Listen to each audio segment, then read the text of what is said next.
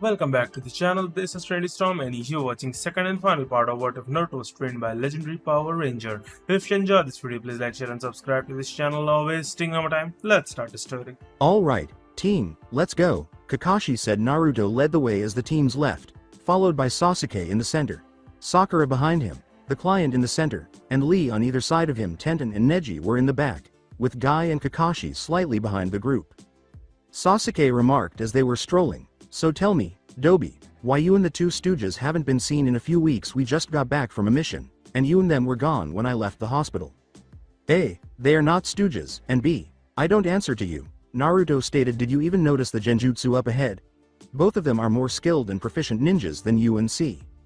Of course I did, said Sasuke with a frown. The trees contain it. Sweating, Naruto uttered the words, "Stop, Sasuke." Naruto grunted as he kicked the man backwards as a second figure leapt out of the water genjutsu, striking Naruto in the calf of his leg. Naruto sighed and then replaced himself with Sasuke holding a blade, blocking the claw that would have killed Sasuke with it. Naruto jumped back and said, "Shit, are you okay?" Kakashi asked as he appeared next to him. As he collapsed to the ground, clutching his leg and surveying his surroundings, Naruto uttered, "Yeah, dipshit refused to listen to me and I had to save his ass and got hurt.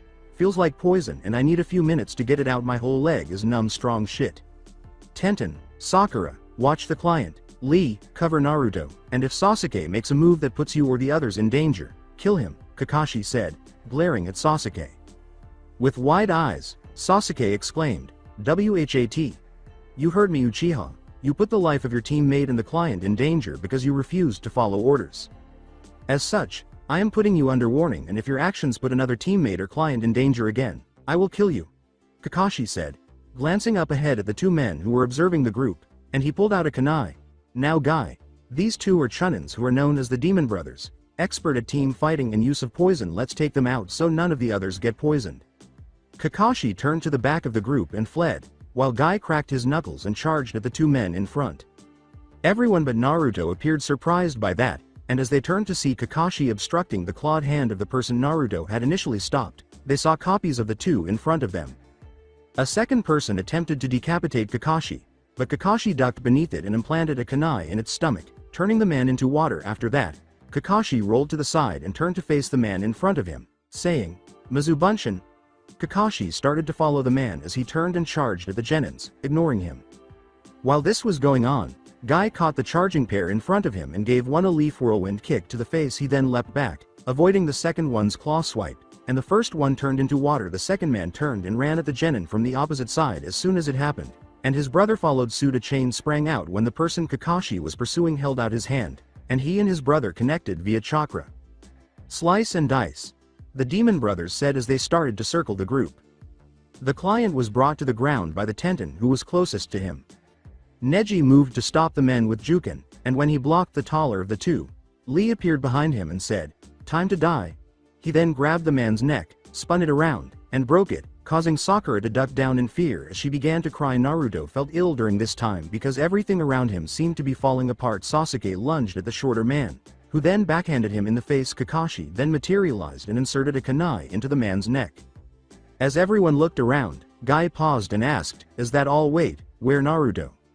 As Tenten ran over to him and asked, "What happened?"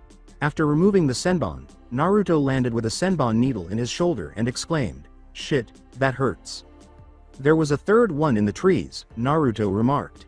Everyone turned to watch Tenten as she produced a kunai, held it at Naruto's neck, and said, "Okay, who are you? What are you doing, Tenten?" Guy inquired. According to Tenten, this isn't Naruto. "What are you talking about, Tenten?" asked Naruto. "A Naruto can't be hurt by thrown objects. His defense is too good. Trust me, I can't touch him." Tenten pushed the blade closer to Naruto's neck and added, "Biju forgot his pants were torn when he was cut." When everyone noticed that the person's pants were undamaged, Kakashi questioned, "Who are you and where is Naruto?"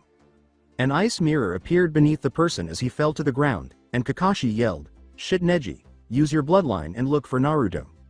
He's about a quarter of a mile to the east. He's on the ground tied up and passed out," Neji said, opening his eyes. "Not good. Is he alone?" Kakashi asked. "Yes," Neji replied. Guy replied, "Lee, Neji and Tenten, come with me and we will get him and return. Kakashi can watch the client until then. Use your cool hip attitude as the code Kakashi. Team Guy leapt into the trees and headed toward Naruto after Kakashi nodded. Looks like the poison was too strong for his bloodline to stop on its own and made him pass out. Guess he's never encountered this one before, Lee said as he untied Naruto after they arrived and landed next to him. Neji responded, "What bloodline and are you talking about?"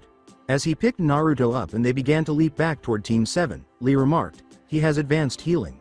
Any poison he encounters, once he cures it, he will never be poisoned by it again since he immediately becomes immune to it. This must be something strong to take him out though." Guy greeted them with the words, "My eternal rival, I challenge you." Glancing up from his book, Kakashi remarked, "You say something, Guy?" Guy remarked, "Damn your cool hip attitude." According to Kakashi, enough so how is he? Lee glared at Sasuke, who was holding his nose, and remarked, "He will be fine in a little while. The poison was stronger than we thought and was one he never encountered before. His bloodline should fix it soon though." Sakura stated, "We should go back. Naruto wounded and Kakashi threatened to kill Sasuke-kun and needs to be arrested." "Somebody kill the harpy." Naruto put his head on the harpy's neck and moaned. In a moment, Tenten was by his side and inquired, "Are you okay?" Naruto rubbed his neck and remarked, "Yeah, bitch had a mean haymaker." Lee inquired, "What happened back there?" Naruto replied, "I'm not real sure. I was still taking care of my leg trying to bleed the poison out when the ground under me turned to ice and I started to fall. Next thing I knew I saw a female looking hand hitting the side of my neck and then I was waking up here." Kakashi sighed and replied, "Must be the person who impersonated you since she left the same way. Luckily Tenten recognized her as a fake before she could get to the client." Lee questioned, "What of the poison?" Naruto replied, "My bloodline took care of it already except for the numbing part, which is why I was trying to bleed it out. I thought with everyone here I could let my guard down a moment. Sorry." He winced as he got up. Kakashi responded, "No, it's alright. None of us were expecting that kind of surprise while we faced those other two. You're just lucky she decided to knock you out instead of kill you." Nodding, Naruto remarked, "Probably to use me as a hostage if plan A failed." Sasuke was saying, "Quit acting tough, Dobi. You let yourself get captured and try to make it sound like you could have protected yourself." Naruto took a breath and said, "What I wouldn't give for a pound of C4, a remote detonator, a box of fireworks, and a beer about now." Everyone else appeared perplexed, but Lee snickered. "All right, let's continue the mission," Kakashi said. As Sakura put it, "But you are under arrest, Kakashi-sensei." As everyone began to perspire, Kakashi exclaimed, "Really? And who's arresting me and for what?" Sakura took out some ninja wire and approached Kakashi, saying, "I am for threatening a Konoha ninja." "You got me," Kakashi said, holding out his hands, and allowed her to tie them together. She joined them in a walking chain, and Kakashi said, "All right, let's go now."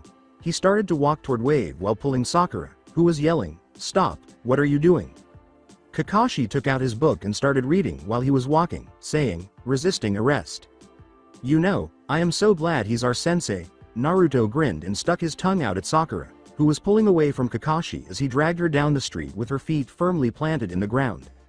A few hours after that, the group decided to prepare their campsite. Guy responded, "Right, I know this area pretty well, and since we don't know where our young friend is or if he has anyone else with him or her, we will set up camp here and do the buddy system. Lee and Sakura will set up camp.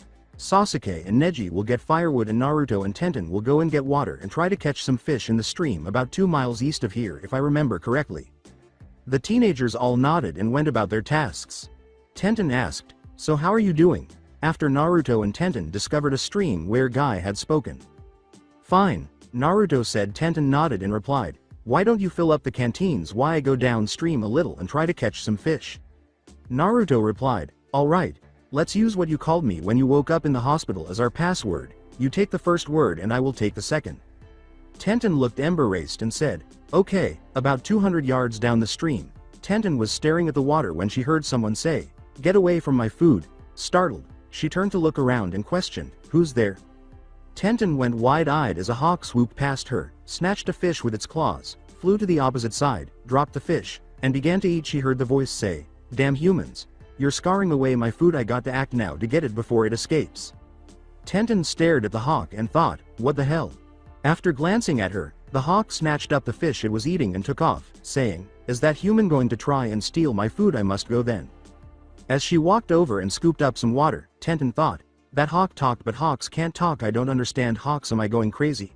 She repeated the action, running the water across her cheeks and against her ears in an attempt to get rid of the idea that animals could talk. Her eyes widened as she looked upstream at Naruto. She thought, I remember, I got this earring when I couldn't understand Jason and he said it allowed you to understand any language, so if that's true then everything else that happens is true, then that means.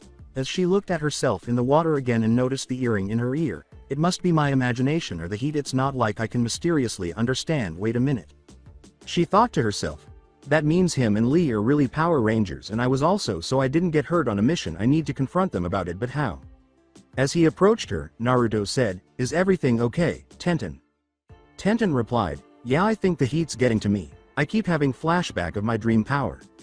Naruto replied, Ranger, you know, they say that if you have nightmares you can sometimes talk about it and they can help you with them. If you want we can talk about it. Tenten was thinking, this could work. I can play with this and find out what's going on. He replied, okay, what do you want to know about it? Naruto replied, well, why don't you tell me it all from the beginning? Tenten nods, and as she watches Naruto catch some fish, she narrates everything for the next 20 minutes. Naruto remarked, that was quite a dream. Do you feel better now that you talked about it? After it was over? Tenten replied, not really, I feel like a lot was left unanswered. Naruto responds with a nod. Perhaps it's because I woke you up after you said no, perhaps there was more to it. Tenten replied, I don't think so, I mean I would have said no anyways. With a frown, Naruto questioned, why? Tenten replied, my dad, I could give up everything but him after my mom died. We were all we had together, so I couldn't just up and leave him. As he reclines on the grass, Naruto nods and says, I see, I can understand that. Tenten replied, good, now I just wish I knew what would have happened after I said no, I mean what would the you and Lee have done? Naruto replied, well, I don't know, Tenten. I personally think you made a good decision. I think your dream played what you knew was true and made the rest up to help you sort it out. Tenten questioned, what do you mean? Naruto responded, well, take Lee for instance. He's an orphan like me. We don't really have anything tying us down like family, and we both are considered outsiders by our peers. Lee because of his inability to use chakra, and me for being a stranger, so we don't really have a lot of friends beside you and our sensei. It would be easier for us to be these mysterious Power Rangers you dreamed about, but that's just my take. I could be wrong and you could simply have been having one of those Cinderella dreams where after that you would be captured by some evil monster and your two knights in shining armors came to save you. It could be you have feelings for Lee, and since me and him are good friends you included me. Why couldn't I have had feelings for you in my dream then? Tenten scowled. Sorry, nobody gets close to me because everyone who does gets hurt. Then that's something I realized with sensei passing. Naruto waved his hand as he got up and started to walk toward camp after dusting off his pants. Tenten looked at him and thought, damn it, he makes it seem more like a dream than reality. Every time I turn around it could have been a damn fantasy, but I did hear that falcon. But what if it was the heat? Damn it, what am I to do? Plus the fact he doesn't let me get close, maybe that's why I dreamed it, because he's a mystery and I keep trying to solve it. As she gets up and starts following him. Kakashi questioned, what took so long? After they reached the camp, Naruto stated, something spooked the fish so we had trouble finding them, probably a fox or wolf or something. After Kakashi gives a nod, everyone begins preparing their meals. Standing on a dock facing the water in Wave Country, a tall man with a sword on his back that covered half of his face, asked, so what do you have to report, Haku? As a mirror of ice materialized behind him. I am sorry to say, but the demon brothers are dead and I failed to eliminate the client Zabuza-sama, Haku said, removing her mask. Why did you fail? Zabuza asked, turning to face Haku. Haku stated, Sharingan Kakashi, Maida Guy and 6 Genins are guarding the client, including a Hyuga. 4 of the Genins could be Chunin level easily. I tried getting close after I captured the strongest of the Chunin level Genin and impersonated him, but they were able to see through my disguise in a moment. With a frown, Zabuza remarked, this Tazuna must have told the Hokage everything to get that much protection. Haku replied, I believe so, sir, they were all heavily armed. Zabuza replied, very well, Haku. I do not count this a failure on your part since you were there mostly for information gathering, which you succeeded on. We must go and plan how to deal with them. They will be expecting an attack before they make it here and we won't be able to handle those odds. Let's return to the hideout. According to Haku, yes, Zabuza-sama. Naruto was walking in front once more as they headed back to Wave. But Tenten was now at his side. With Sasuke now at his back, Tenten continued to look at Naruto, and at last, Naruto said, what? Tenten replied, when are you going to show me your whole face? I mean, every time I have seen you, you have had that face mask like Kakashi sensei has. According to Naruto, I have my reasons. Tenten questioned, what reason? Tenten looked at Naruto and thought, okay, trying to get him talking is not going to work. He's guarding himself against me. Why, though he knows I know too much about him, but why make me more curious by closing himself off? At the rear of the group, Lee remarked, hey guys sensei, I need to take a break. With everyone else looking shocked, Guy scowled and questioned, what is wrong, Lee?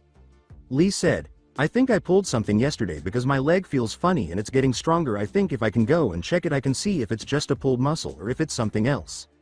Kakashi said, I think it's a good idea Guy. The client looks like he could use a 20-minute break along with Sakura and we should be there in a few hours anyways, after glancing at Tazuna and then Sakura. Guy replied, alright Lee, take care of what you must and if something is wrong inform us immediately. Lee gives a nod and leaves the group to go into the bushes. Upon arriving, he surveys his surroundings before pressing the button on his morpher's side and uttering the words, Lee to Alpha, come in Alpha. After a short while, Alpha said, Alpha here, go ahead Ranger. Lee responded, Alpha, does Naruto currently have the Blue Ranger morpher or did he return it in the power coin? After a brief pause, Alpha said, I have it here, Ranger, why? Lee replied, send it to me here Alpha, I got a feeling we might need it. As Alpha put it, Roger Ranger, sending it now. Thanks Alpha, I got it. Lee out.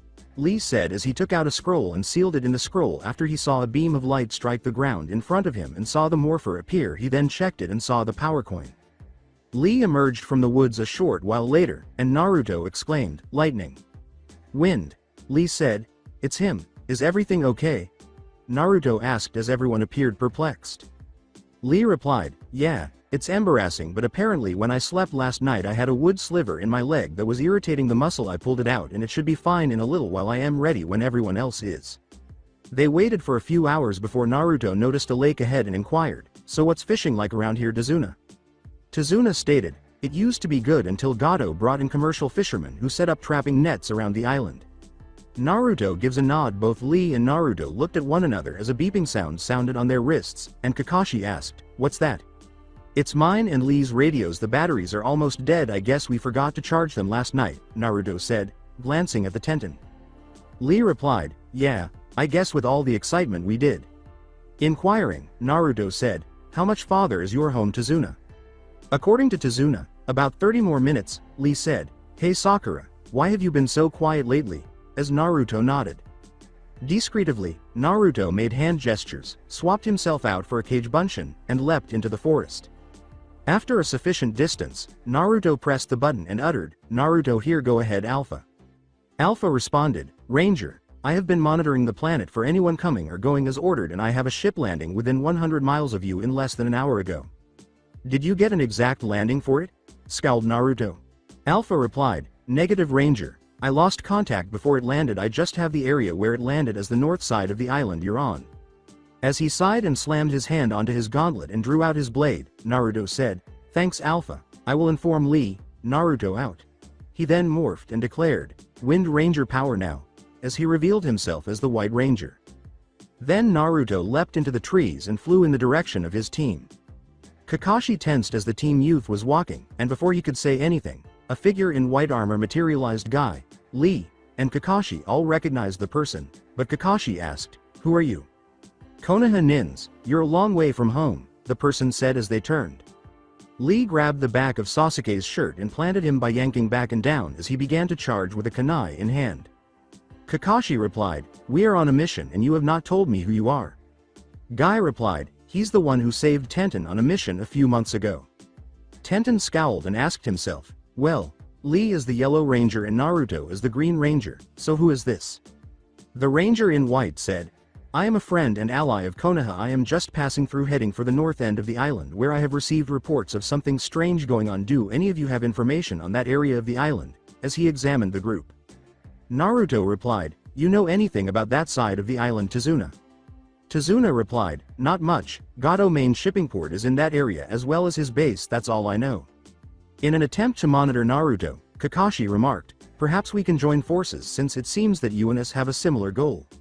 As he leapt into the trees and headed north, Naruto remarked, perhaps later, for now I am just going to recon and determine what is going on there. Good luck. Glancing at Lee, who appeared concerned, Kakashi frowns and says, let's go, we have a mission to complete. He then turns to face Naruto, realizing that he is a Kage Bunshin, and muses, he must have traded when Lee was talking to Sakura. Zabuza and Haku, on the opposite side of the island, were in their room preparing their ambush when they heard someone knock on their door. Upon opening it, Haku was told by a mercenary, "Gato wants to see you both at his seaport." Haku asked, "What do you think?" as Zabuza scowled and nodded. "Be prepared for a trap." Zabuza advised. Haku gives a nod and begins preparing. After a few minutes, they were outside the seaport and noticed a number of the mercs standing there. Zabuza entered the building with Haku at his heels, and they could hear conversations as they made their way to the middle of the structure. Speaking to a tall, black-haired man wearing black pants and a black shirt in the center of the bay, Gato said, "So let me see if I understand you correctly, Crow. You say these weapons can replace my need for mercs and ninja?" According to Crow, yes, these weapons can kill anyone. Gato remarked, "Even you?" Crow replied, "Yes, but if you did, who would supply you with more of them?" While rubbing his hands together, Gato remarked, "True. Here are the 2 ninja I hired to kill Tazuna. Tell me, how did he die?" According to Zabuza, who was facing away from him, "He's not, yet we were just preparing to leave when you summoned us." As he turned, Crow remarked, "I see Zabuza. I'm still waiting for the last moment to move." As Zabuza removed his sword and prepared to fight, his eyes widened and he exclaimed, "You?" Haku prepared himself as well, and Gato backed away in fear, asking, "What's going on here?" Zabuza spat out the name, "I was told you died last year, Mizukage-sama." Looking at Haku, Crow said, "Please, I faked my death and got out when I got bored. So when did you start hanging out with a bloodline bitch?" Zabuza and Crow vanished at a speed that even Haku could not keep up with, and Haku's eyes narrowed. The room reverberated with the sound of metal on metal, and then Zabuza materialized in front of Haku. His sword shattered in 2, both pieces falling to the ground as he began to tumble backwards. "Foolish Zabuza, to bring your own weakness with you. I just had to target the girl and you moved to protect her," Haku said. Grasping Zabuza after being startled and noticing a sword piercing his chest, she looked up to see Crow standing there, looking bored. When Haku noticed that Zabuza was still alive and that Crow was approaching them, she focused and closed her eyes, falling into an ice mirror that materialized beneath her and vanished. With a growl, Crow called out, "Tritons, find the girl who just entered a few moments ago and recover my sword. Kill the girl and bring it to me," Crow said as about 30 men suddenly materialized. Gato, who was hiding, asked, "Is it over?"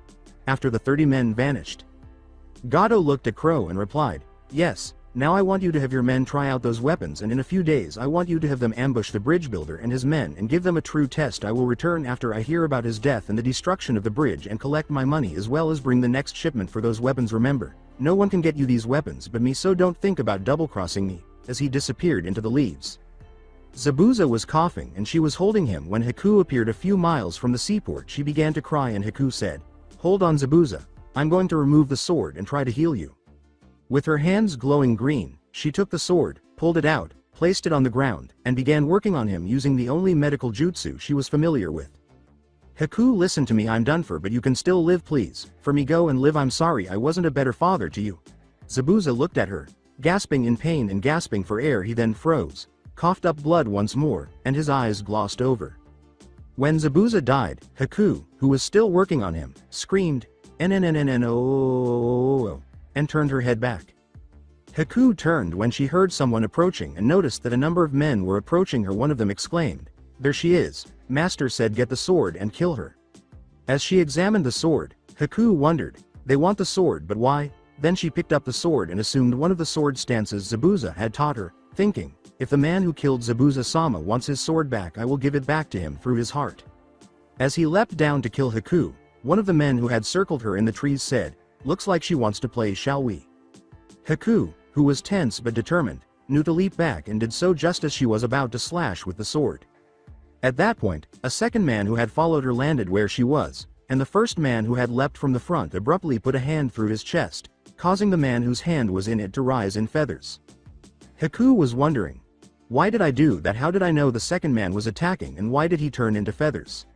3 more jumped at her from the left. As she turned to look around, she charged the person who had killed the first and stabbed him in the chest as he rose in feathers. Then she ran through the gap the first jumper had made. After leaving their circle, she leapt into the trees and began running in an attempt to escape. As the White Ranger approached the island's northern tip, he heard a scream of "NNNNO." he halted and began to move in the direction of the source of the scream.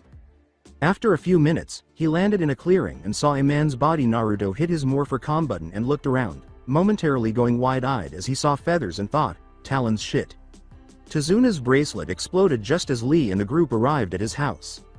He walked outside and away from the house, saying, Lee here, go ahead. Lee scowled and said, sorry, I'm going outside and setting it to charge.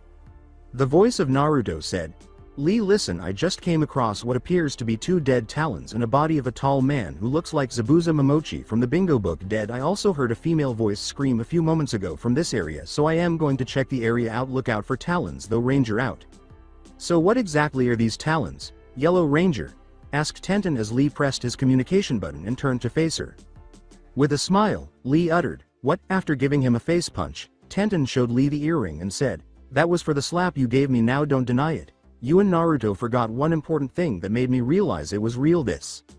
Lee rubbed the back of his head, a habit he acquired from spending too much time with Naruto, and thought, shit. He then said, well. Naruto began to move in that direction after noticing footprints leading into the woods while scanning the surroundings. When he noticed more feathers on a branch 10 minutes later, he assumed that someone's were killing them. As Haku grew weary of running, she leapt to the side, spun around, and sliced 2 men who were attempting to pincer attack her from opposite sides. However, a kick to the back sent her plummeting to the ground before she could reach the next branch. As she concentrated her bloodline into the sword and held it out in front of her, she said, Crystal Ranger power now, she thought, might as well, nothing else since I grabbed this sword has made sense, and she rolled and slid with her back facing the direction she was sliding. As bluish jade armor began to form around Haku, the sword's color changed to jade and its handle turned white. As a helmet was strapped to her head, Haku watched this with wide eyes. She's a Power Ranger, we must kill her and recover the sword at all costs, one of the men who had been pursuing her said as they all landed. At that moment, 3 of the men exploded into feathers after being hit by 5 white balls of energy and a shout of, Wind Elemental Blaster. Fire. A shout that read, Lighting Elemental Blaster. Fire, came from across the clearing a short while later, and 7 men were struck by a series of yellow energy balls that caused them to burst into feathers. Another shout of, Water Elemental Blaster. Fire, could be heard behind the men as 6 fist-sized balls of water struck them, causing them to all burst into feathers. 5 men remained when Haku came to her side, took out a blaster, and yelled, Crystal Rapid Shot. Fire. As she pulled the trigger, ice crystal exploded, piercing the men's chests and sending them flying in all directions. Haku glanced around as 3 other individuals, 1 in white, 1 in blue, and 1 in yellow, landed on the trees from 3 distinct perspectives. When Naruto saw Tenten, he frowned inside his helmet, but his eyes widened as he glanced down at the person on the ground brandishing a sword. He then turned to face the armor and noticed a diamond-shaped crystal of ice on the chest, thinking, somehow she got the legendary crystal power sword, but how? Who are you? Haku inquired. The white person turned to face the yellow and blue ones, and she saw them say, we are the Power Rangers. Who? Haku inquired with a sigh. Naruto declared, don't attack me. I'm going to reveal my true self by taking off my armor. Our only purpose was to assist. Power down, he said as his armor vanished. When Haku realized that Naruto was the one she had knocked unconscious, her eyes widened, and she questioned, what are your intentions? That is up to you. Naruto said, I'm curious about how you obtained the crystal power sword. Tensing up, Haku questioned, why do you want to know? Naruto remarked, my first sensei, whom I regarded as a father, was killed by the man who once owned that sword. If you were not employed by him, could you please tell me how you obtained that sword? According to Haku, my master, Zabuza-sama, who was also like a father to me, was killed by the owner of this sword when I took his body and ran away in an attempt to save his life. It was still inside of him following him. Those men attempted to murder me and take back the sword. I know I'm not strong enough, but I want to kill the man who owns this sword. Do you also wish to exact revenge on your sensei? Yes, Naruto replied, but I am not strong enough to face him. Haku responded, would you be willing to work together to kill him? Naruto replied, perhaps someday, but first I would need to know who I am talking to. Haku declared, I am Haku. Can I see what you look like? Asked Naruto. Haku replied, yes, but I don't know how to get this off. Naruto remarked, that makes sense. You haven't had time to acquire all the necessary knowledge yet. Saying, power down, should cause it to shut down. The armor vanished as Haku uttered the words, power down. She was now standing there brandishing the blackened sword. With a sigh, Naruto turned to face Haku and asked, "What are you both doing here?" "You forgot my earring, so deal with it," Tenten said. "So what do you know of Raven?" Naruto asked, his eyes widening as he forced himself not to strike himself. "Is that the name you know him by?" asked Haku. "That's his real name," Naruto uttered. "Zabuza-sama called him Mizukage, but I had never met him before today." Haku remarked Zabuza failed to kill him when he attempted to conquer the land of water a number of years ago. Gato was negotiating with him about your client in some way. Naruto became tense at this point and inquired, "How do you know about my client?" Haku replied, "I was the one who attacked you before. What are your intentions now?" Tenten tensed, as did Lee and Naruto, who were prepared for a fight. "Gato had wanted me and Zabuza-sama to kill the bridge builder," Haku stated. "I don't give a damn about the old man now that Zabuza-sama is dead. All I want is this Raven." With a sigh, Naruto remarked, "Haku, I believe you ought to be more aware of the precise situation you and your Blue Ranger have found yourself in." "You see," Naruto said, explaining the history of the Power Rangers, Omega, the truth about Raven, Talons, and the Bijus over the course of the following hour. "And that's the whole story." He concluded. "The Power Rangers are just that we will stop Raven in the process of stopping Omega. Do you both want to stay or do you want to leave now that you and your Blue Ranger know everything? I'll take your Morpher and Power Sword and take you somewhere safe if you want to leave. Haku, your identity is a secret from everyone but me, the Yellow Ranger, and 4 other people." Haku replied, "I don't care. I was a tool for Zabuza-sama, and if becoming a Power Ranger will allow me to get my revenge, then I accept." "Yellow Ranger, please take Haku to go and bury her master," Naruto said with a sigh and a nod. "He's roughly 3 miles to the east of here." As Haku turned to face him, Lee nodded and said, "Power down, I'm Rock Lee. It's a pleasure to meet you." "Haku, welcome to the Legacy," Lee said. "Should we?" he asked, gesturing with his hand. Lee follows as Haku nods and leaps into a tree. After they left, Tenten uttered the words, "Power down." Tenten said, "So do you want to tell me why?" while Naruto was facing away from her. As Naruto put it, "Why are you pushing me away?" Tenten inquired. "I'm not," said Naruto in Tenten's words, "bullshit." Tenten said, "Like that right there," as Naruto turned to face her. "You have been attempting to avoid me ever since I said no. I didn't want to keep anything from my father, so why are you so upset with me for saying no?" With a sigh, Naruto remarked, "No, I am actually glad you did say no." "Why?" Tenten asked, gazing at the heavens. Naruto uttered, "So I could treat you as an enemy." Tenten screamed, "So you could treat me as an enemy? What the hell kind of reason is that?" and blinked before slapping him across the face. After wiping blood from his mouth and rubbing his lip, Naruto remarked, "So I would finally know how to act around you, all right." "What do you mean how to act around me?" Tenten asked, blinking. "Simply be who you are." "That's just it," sighed Naruto. "I have been thinking about you non-stop since the day I first came to tell Lee about Sensei's death and I saved you. I've been taught tactics, diplomacy, leadership, repairing things, fighting, keeping secrets, and protecting the legacy, but none of that helps me around you.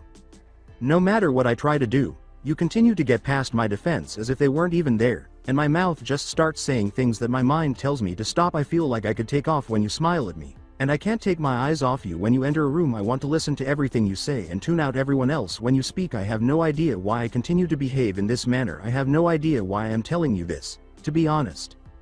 Tenten was taken aback and thought, "He's basically just told me he loves me 100 different ways and he doesn't know it. What the hell? Brain reboot. He doesn't understand what love is, of course, because he only spent time with Lee and his sensei Tommy before returning him." As he sighed, Naruto turned to face Tenten and remarked, "So I guess you don't know either." "Sorry, I was in thought. Can you repeat what you said?" Tenten said, blinking as he realized Naruto had said something.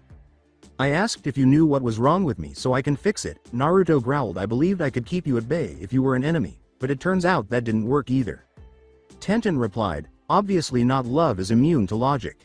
Blinking, Naruto exclaimed, "What the hell kind of idea is that?" "The truth," Tenten said with a giggle. "You're curious as to what's wrong with you. Okay.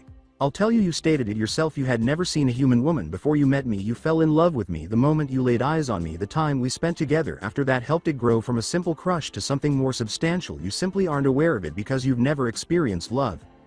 With a sigh, Naruto remarked, "So what happens now if you're right?" "If I am right, you want to test it," Tenten said.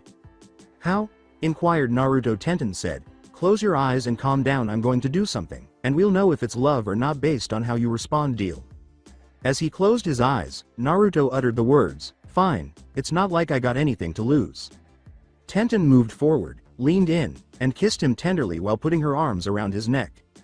Naruto's eyes widened briefly as he tensed, then began to close as he relaxed and gradually wrapped his hands around her back, drawing her nearer. When Lee and Haku saw this scene, Lee remarked, "Well, it's about damn time." "Lee, you're back with Haku," and Naruto said, his mind trying to process the fact that Haku could see Tenten as they both ran apart, both of them gasping for air. Tenten said, "Well, Haku, let me introduce myself." After noticing the expression on his face, "I'm the Water Ranger Tenten." Naruto and Tenten blush as Haku nods and says, "You both make a cute couple." As he collapsed to his knees, Naruto uttered the words, "Damn it, Kakashi." "What?" Lee inquired. Naruto remarked, "Kakashi killed my clone with a kunai between the eyes and is ordering us back." "Well, Haku, it appears that you will be joining us," he said, getting to his feet. With a worried tone, Haku questioned, "What about your team?"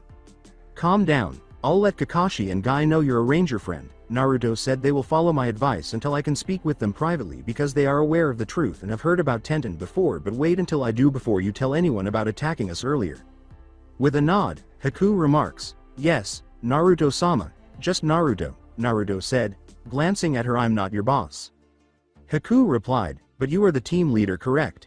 "Yes," Lee replied. Naruto sighs and says, "All right, I'm the team leader, but you should know that most people don't know about Power Rangers." After Tenten nods in agreement. "Reminds me," he said, pressing his communication button and yelling, "Come in, Alpha." Alpha came on the radio a few seconds later and said, "Go ahead, Ranger." Naruto replied, "Alpha, we have two new Rangers, the Blue Water Ranger and the Crystal Ranger." Aye, Alpha said. "The Crystal Ranger, but how did Raven manage to seize the Crystal Power Sword?" "It has been recovered," Naruto stated. "Start working on sending the Crystal Matrix Morpher here and integrating the Crystal Titan Zord with the Neo Dragon, Lightning Rat, Water Frog, and Wind Falcon Zords." Alpha replied, "Right, give me a few minutes to send the Morpher, but the rest will take time." "Okay," said Naruto. After a short while, a white energy beam appeared in the middle of them. Naruto picked it up and approached Haku, saying, "Now, Haku, by pressing these buttons, you can activate the radio built into the side here.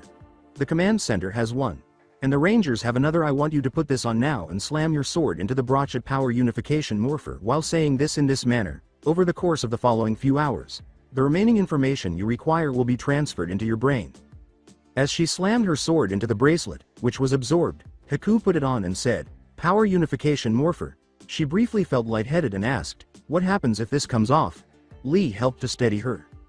"It can't," Lee said. "There is no other way for them to come off except if you remove it or die." As he removed his second earring from one ear, he said, "Here, put this in your ear."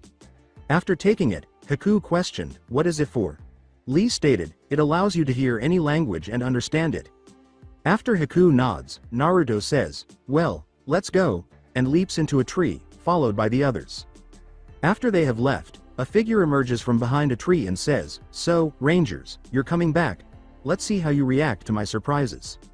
When the Rangers got back to the Tazuna residence, Tsunami was cooking while Guy was sipping tea and Kakashi was reading his book on the couch while Neji was meditating. Sakura sat next to Sasuke, who was pondering at the table. Kakashi responded, "So what's up and why did you not inform us you were leaving and who's this?" Naruto replied, "An old friend from before I came to the village. I will tell you later. She's going to be staying with us and most likely joining Konoha when we return." "What rank are you?" Kakashi asked, glancing at her. Naruto stated, "She was an apprentice but her sensei was killed so she doesn't know." "What is your name and who was your sensei?" And Naruto don't answer for her, Kakashi asked, frowning. Haku replied, "My name is Haku and my sensei was Zabuza Momochi." Kakashi's eyes widened momentarily, and both he and Guy exclaimed, "So Zabuza dead?" Naruto gestured with his eyes to the people who were unaware, saying, "Yes. Now Kakashi, if you don't mind, we all could use a little rest. I can tell you anything else that you need to know about Haku later." Kakashi responded, "All right, go ahead and get her settled in Tenten. Naruto, you and I are going to have a talk since you replaced yourself with a Cage Bunshin and to see your friend, and I had to send Tenten and Lee to find you." While walking outside, Tenten led Haku up the stairs and said, "Follow me." Lee went to adopt Neji's meditative posture. Kakashi questioned, "So what's the real story?" after Naruto and he had left the house. Let me tell you all of it before you act, okay? Naruto sighed. Kakashi nods while frowning. Naruto replied, alright. Zabuza only been dead a couple of hours at most. When our morphers went off on the way here, I snuck off to find out why Alpha was contacting us. He tracked a spaceship landing on the north side of the island. On my way up there to investigate, I heard a scream, and when I went to investigate the scream, I came across the body of Zabuza as well as the remains of 2 talons. It was Kakashi who said, the same things that attacked you in Konoha. Naruto replied, yes, they were after Haku. Turns out Zabuza was killed by Raven, the same man who killed my sensei. Tensing up, Kakashi questioned, why did he want the girl? According to Naruto, when he killed Zabuza, Haku fled with Zabuza, who was still barely alive. Raven had left his sword inside of Zabuza. When the Talons, who were disguised as humans, caught up with Haku, she started using the sword she had removed from Zabuza's body to defend herself. Is there something about that sword I don't know? Inquired Kakashi. Nodding, Naruto said, remember how I told you about the ambush that killed all the Rangers except my sensei? Well, there was a group of Rangers who had power swords instead of power coins like most Rangers have, and Sensei got all of them except for the one Haku was using, the fabled crystal power sword, which Raven had taken as his personal trophy from the trap and had had until today when he made a mistake. Haku managed to obtain enough memory download while battling the Talons to transform into a Power Ranger with the power sword. I arrived shortly after, witnessing her engage in combat with roughly 20 Talons. Lee and Tenten then arrived, and we eliminated every Talons. According to Kakashi, so Tenten's a Ranger Aegean. Behind his mask, Naruto flushed and uttered, yes sensei, I need some advice. Well, that's a start. What do you need advice on? Kakashi asked. Naruto replied, well, sort of, how do you deal with women? Tenten said, the reason I have trouble with acting around her is because I'm in love with her and I don't know what to do. Have you had the talk yet? Kakashi asked, placing his hands inside his head. Naruto replied, the talk, you mean how to tell the difference between males and females? Then yes. According to Kakashi, no, I mean sex. Naruto questioned, sex? What do you mean? Kakashi reached into his vest and took out a scroll, thinking, he can fight aliens, ninja, and save the galaxy, but he doesn't know about sex. Just what the hell was he taught? Here, this book is Icha Icha Paradise. Virgins, virgins, virgins. It should help you understand about sex. Read it, Kakashi said after cutting his thumb and slicing the blood across the scroll seal after reading what was written on it. After glancing at the book, Naruto remarked, but that's a pervert book. Kakashi responded, it's this, or I can have Tenten explain it in front of everyone. As he accepted the book, Naruto uttered the words, give me the book. So is Haku a threat to us, or is she safe? Inquired Kakashi. Naruto replied, she's safe now, she's also good, she's the one who captured me before. With wide eyes, Kakashi questioned, and you left her with the client? Naruto stated, relax, Gato paid her and Zabuza to kill the old man, but Gato was making some kind of deal with Raven when he killed Zabuza. What was the deal? I don't know, but I did find out something interesting about Raven. Apparently he was the previous Mizukage, the one Zabuza tried to kill before in the Land of Water. Apparently he faked his own death. Frowning, Kakashi remarked, so he has been here long enough to get elected Mizukage. Naruto stated, or killed the Mizukage and took his looks anyways. Haku has agreed to be a Power Ranger and will follow my orders as long as I help her get strong enough to get revenge on Raven. I don't like the revenge crap, but I can't force her to give up the power sword without killing her, so I have to help train her with the others. While leaning against a tree and opening the book that Kakashi had given him. Kakashi remarked as Naruto read, well, we should return. As they make their way back to the house, Naruto nods and continues reading before pausing to inquire, what do you think someone like Gato would want with someone like Raven? Kakashi sensei. I don't know, but whatever it is won't be good, Kakashi scowled. Naruto stated, I think we should keep Tazuna and his family together for the rest of the mission. We don't want a Talon replacing them to get us or Gato using them as hostages.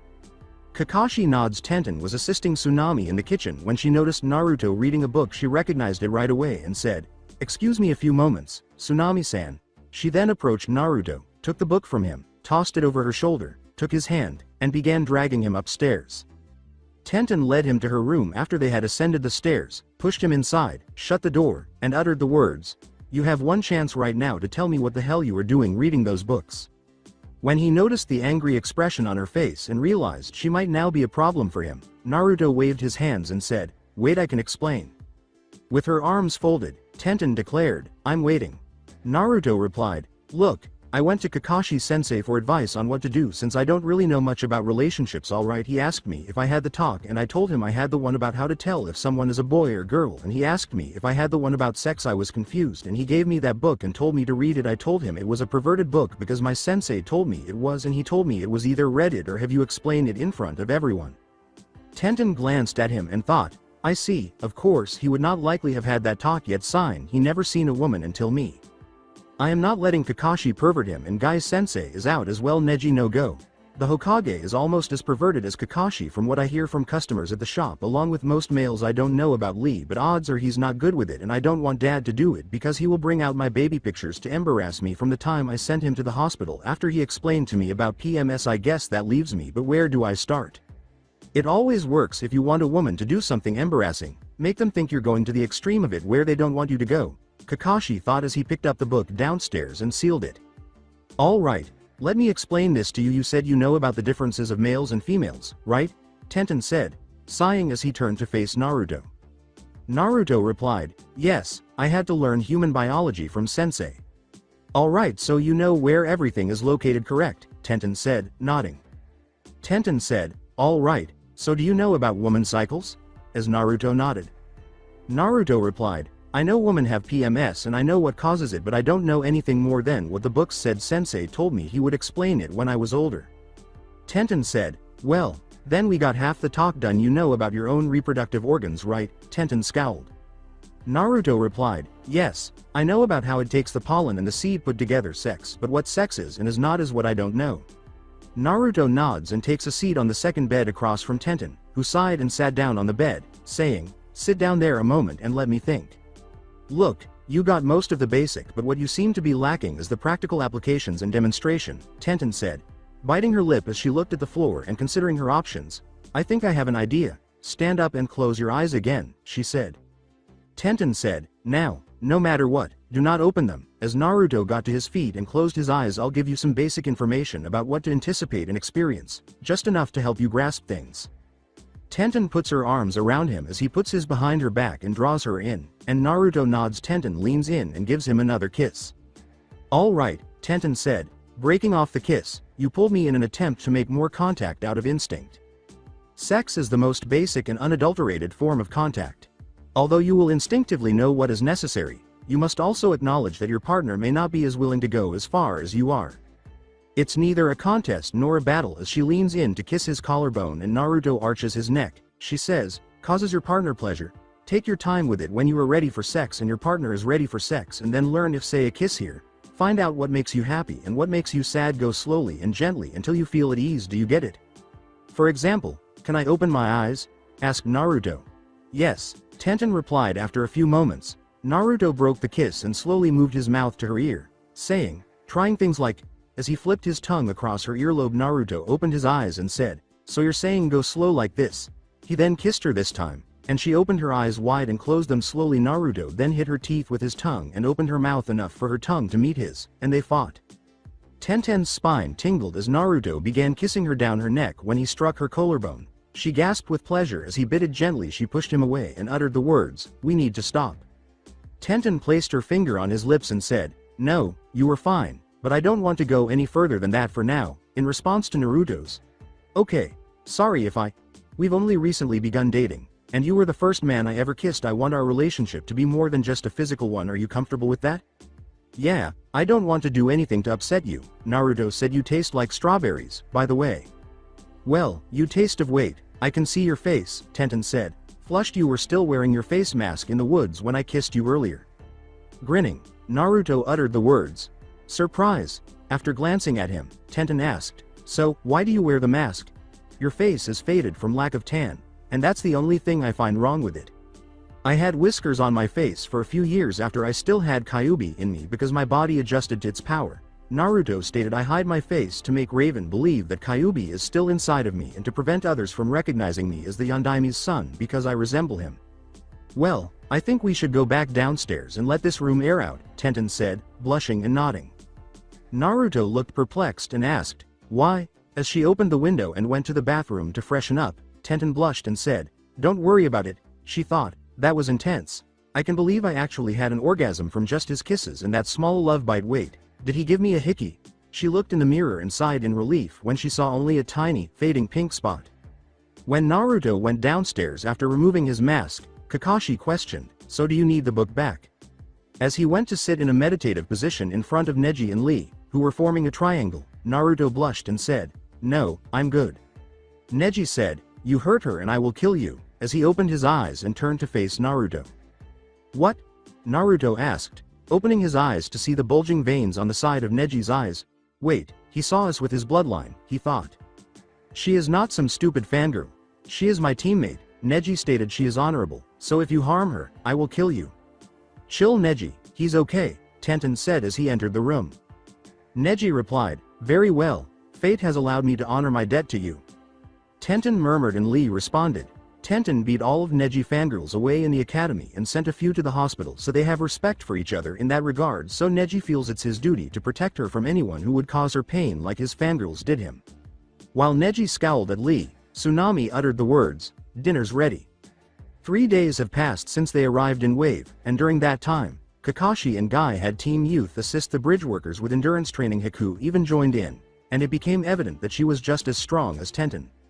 Sakura would sit by his side and yell at anyone who disrespected him, but other than that, she would just watch everyone else work. Sasuke had grown angry at Kakashi and Guy's continued disregard for him and his demands to be trained, and Neji would still give Naruto glares, but they were not hateful, rather, he was being a protective big brother to her. In addition to ignoring Sasuke, Guy and Kakashi were observing the 4 Rangers in an attempt to assess their skills. Lee and Haku had been giving them time, and Haku had been learning more about the Rangers from Lee, and Tenten and Naruto had been growing closer, holding hands and kissing when he was with or without his mask. Tenten, who had been leaning against Naruto as he leaned against the bridge rail, sighed and asked, "What?"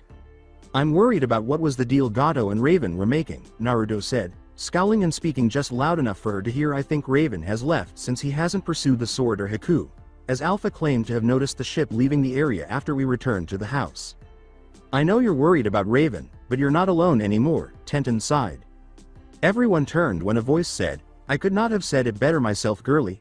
Haku then said, "You," and assumed a fighting stance. "Raven, what are you doing here?" asked Naruto. "Well, if it's not the little coward," Raven said, "tell me, are you going to flee and abandon your teammates to perish as you did your sensei?" Causing a number of people who were unaware of the truth to turn to gaze at Naruto. Placing a hand on Naruto's shoulder, Kakashi asked, "What do you want with us?" "Well, I just came to say goodbye to the Power Rangers before they became extinct in a few minutes," said Raven, who was sitting atop the crane and wailing CYA, as he vanished in a whirlpool of fire. After snarling and surveying his surroundings, Kakashi questioned, "Was that him, Naruto?" "Yes, that is the man who killed Sensei," Naruto remarked, "but why would he appear and not engage in combat? He never arrives and departs until..." Naruto saw about 10 men standing in front of a short man with a cane, and each of them held something in their hands, which caused him to go wide-eyed and mutter, "Oh shit." A voice said, well, this is just what I was hoping for." This caught everyone's attention. With wide eyes, he turned to face Lee, to which Naruto replied, "Wait, you're Gato, right?" Everyone turned to watch Naruto, who put both hands behind his back and began to approach Gato and his men. Kakashi noticed that Naruto had cut his finger and was wiping the blood off a seal on his arm, and that he was holding another bracelet similar to the one he was wearing. "Yes, I am," said Gato. "Are you prepared to die?" he asked, pushing up his sunglasses. He said, "Actually, I have a business deal for you." With a snort, Gato asked, "What would you have that I would want?" "How about a weapon that makes your guns appear like toys?" asked Naruto. "As you can see, I am fully aware of those weapons and the man who provided them to you. You could say that we have a long history together, but I wanted to go for something of mass destruction, and he wanted to mass produce those flimsy little trinkets, something that might say, with a single button press, destroy this entire bridge." "Naruto, you can't do this," said Kakashi as Gato turned to face Naruto, who had approached the railing and leaned against it. "Shut it, Kakashi," Naruto said. "Keep in mind the first rule you taught us. The strongest people in the world survive. Only because I was hanging out with my girl rather than watching does Gato have the advantage. I could have killed them in an instant if I had, but since he is now in control, I am prepared to work out a compromise so that my girl and I can survive. The others can go to hell." Additionally, he said, "Like the weak fools like you Konoha Nins and the idealist Tazuna, you don't get as rich as I am without knowing when to get rid of the garbage." He turned to face Gato. When Kakashi realized Naruto was attempting to win Gato over, he remarked, "I knew I should have killed you when I had the chance." "Ha, like you could," Naruto remarked. He turned away from Kakashi for a moment and said, "Now stop talking, I'm busy talking to your better." With a sly smile, Gato remarked, "I got to say kid, I like your look on life, but tell me, why should I believe you?" Naruto replied, "How about I destroy this bridge for you as an example of what my weapon can do?" "And what's to keep me from taking it from your dead body?" Gato asked after giving it some thought.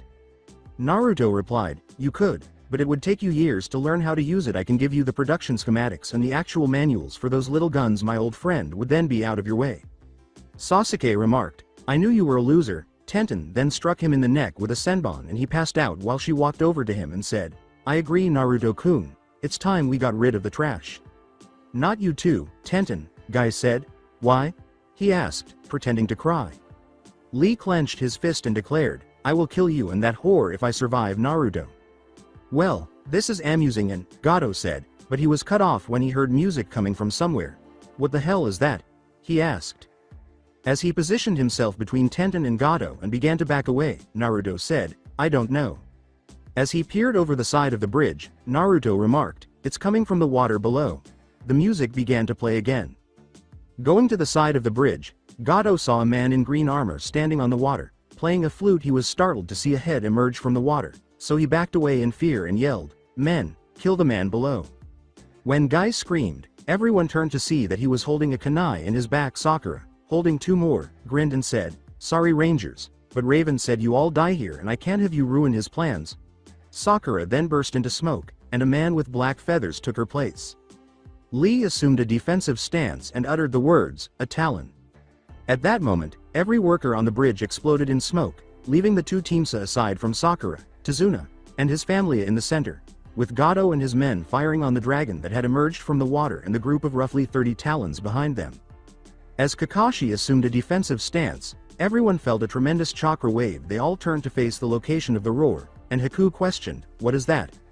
"The Sanbi," Naruto said. "It must have been sent here to attack as well by Raven."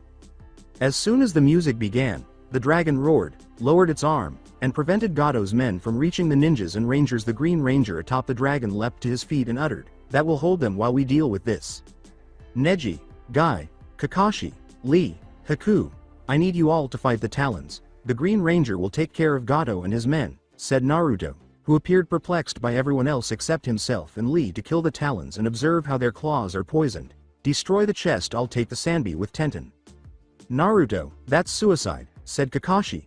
"Can't help it," Naruto uttered. "Raven never lets anything go to chance. As I mentioned to you earlier, Kakashi, why else would he send a squad of Talons, a demon, and a group of men armed with weapons capable of killing any ninja? In addition, keep in mind what I previously mentioned about the individuals that Talons imprint."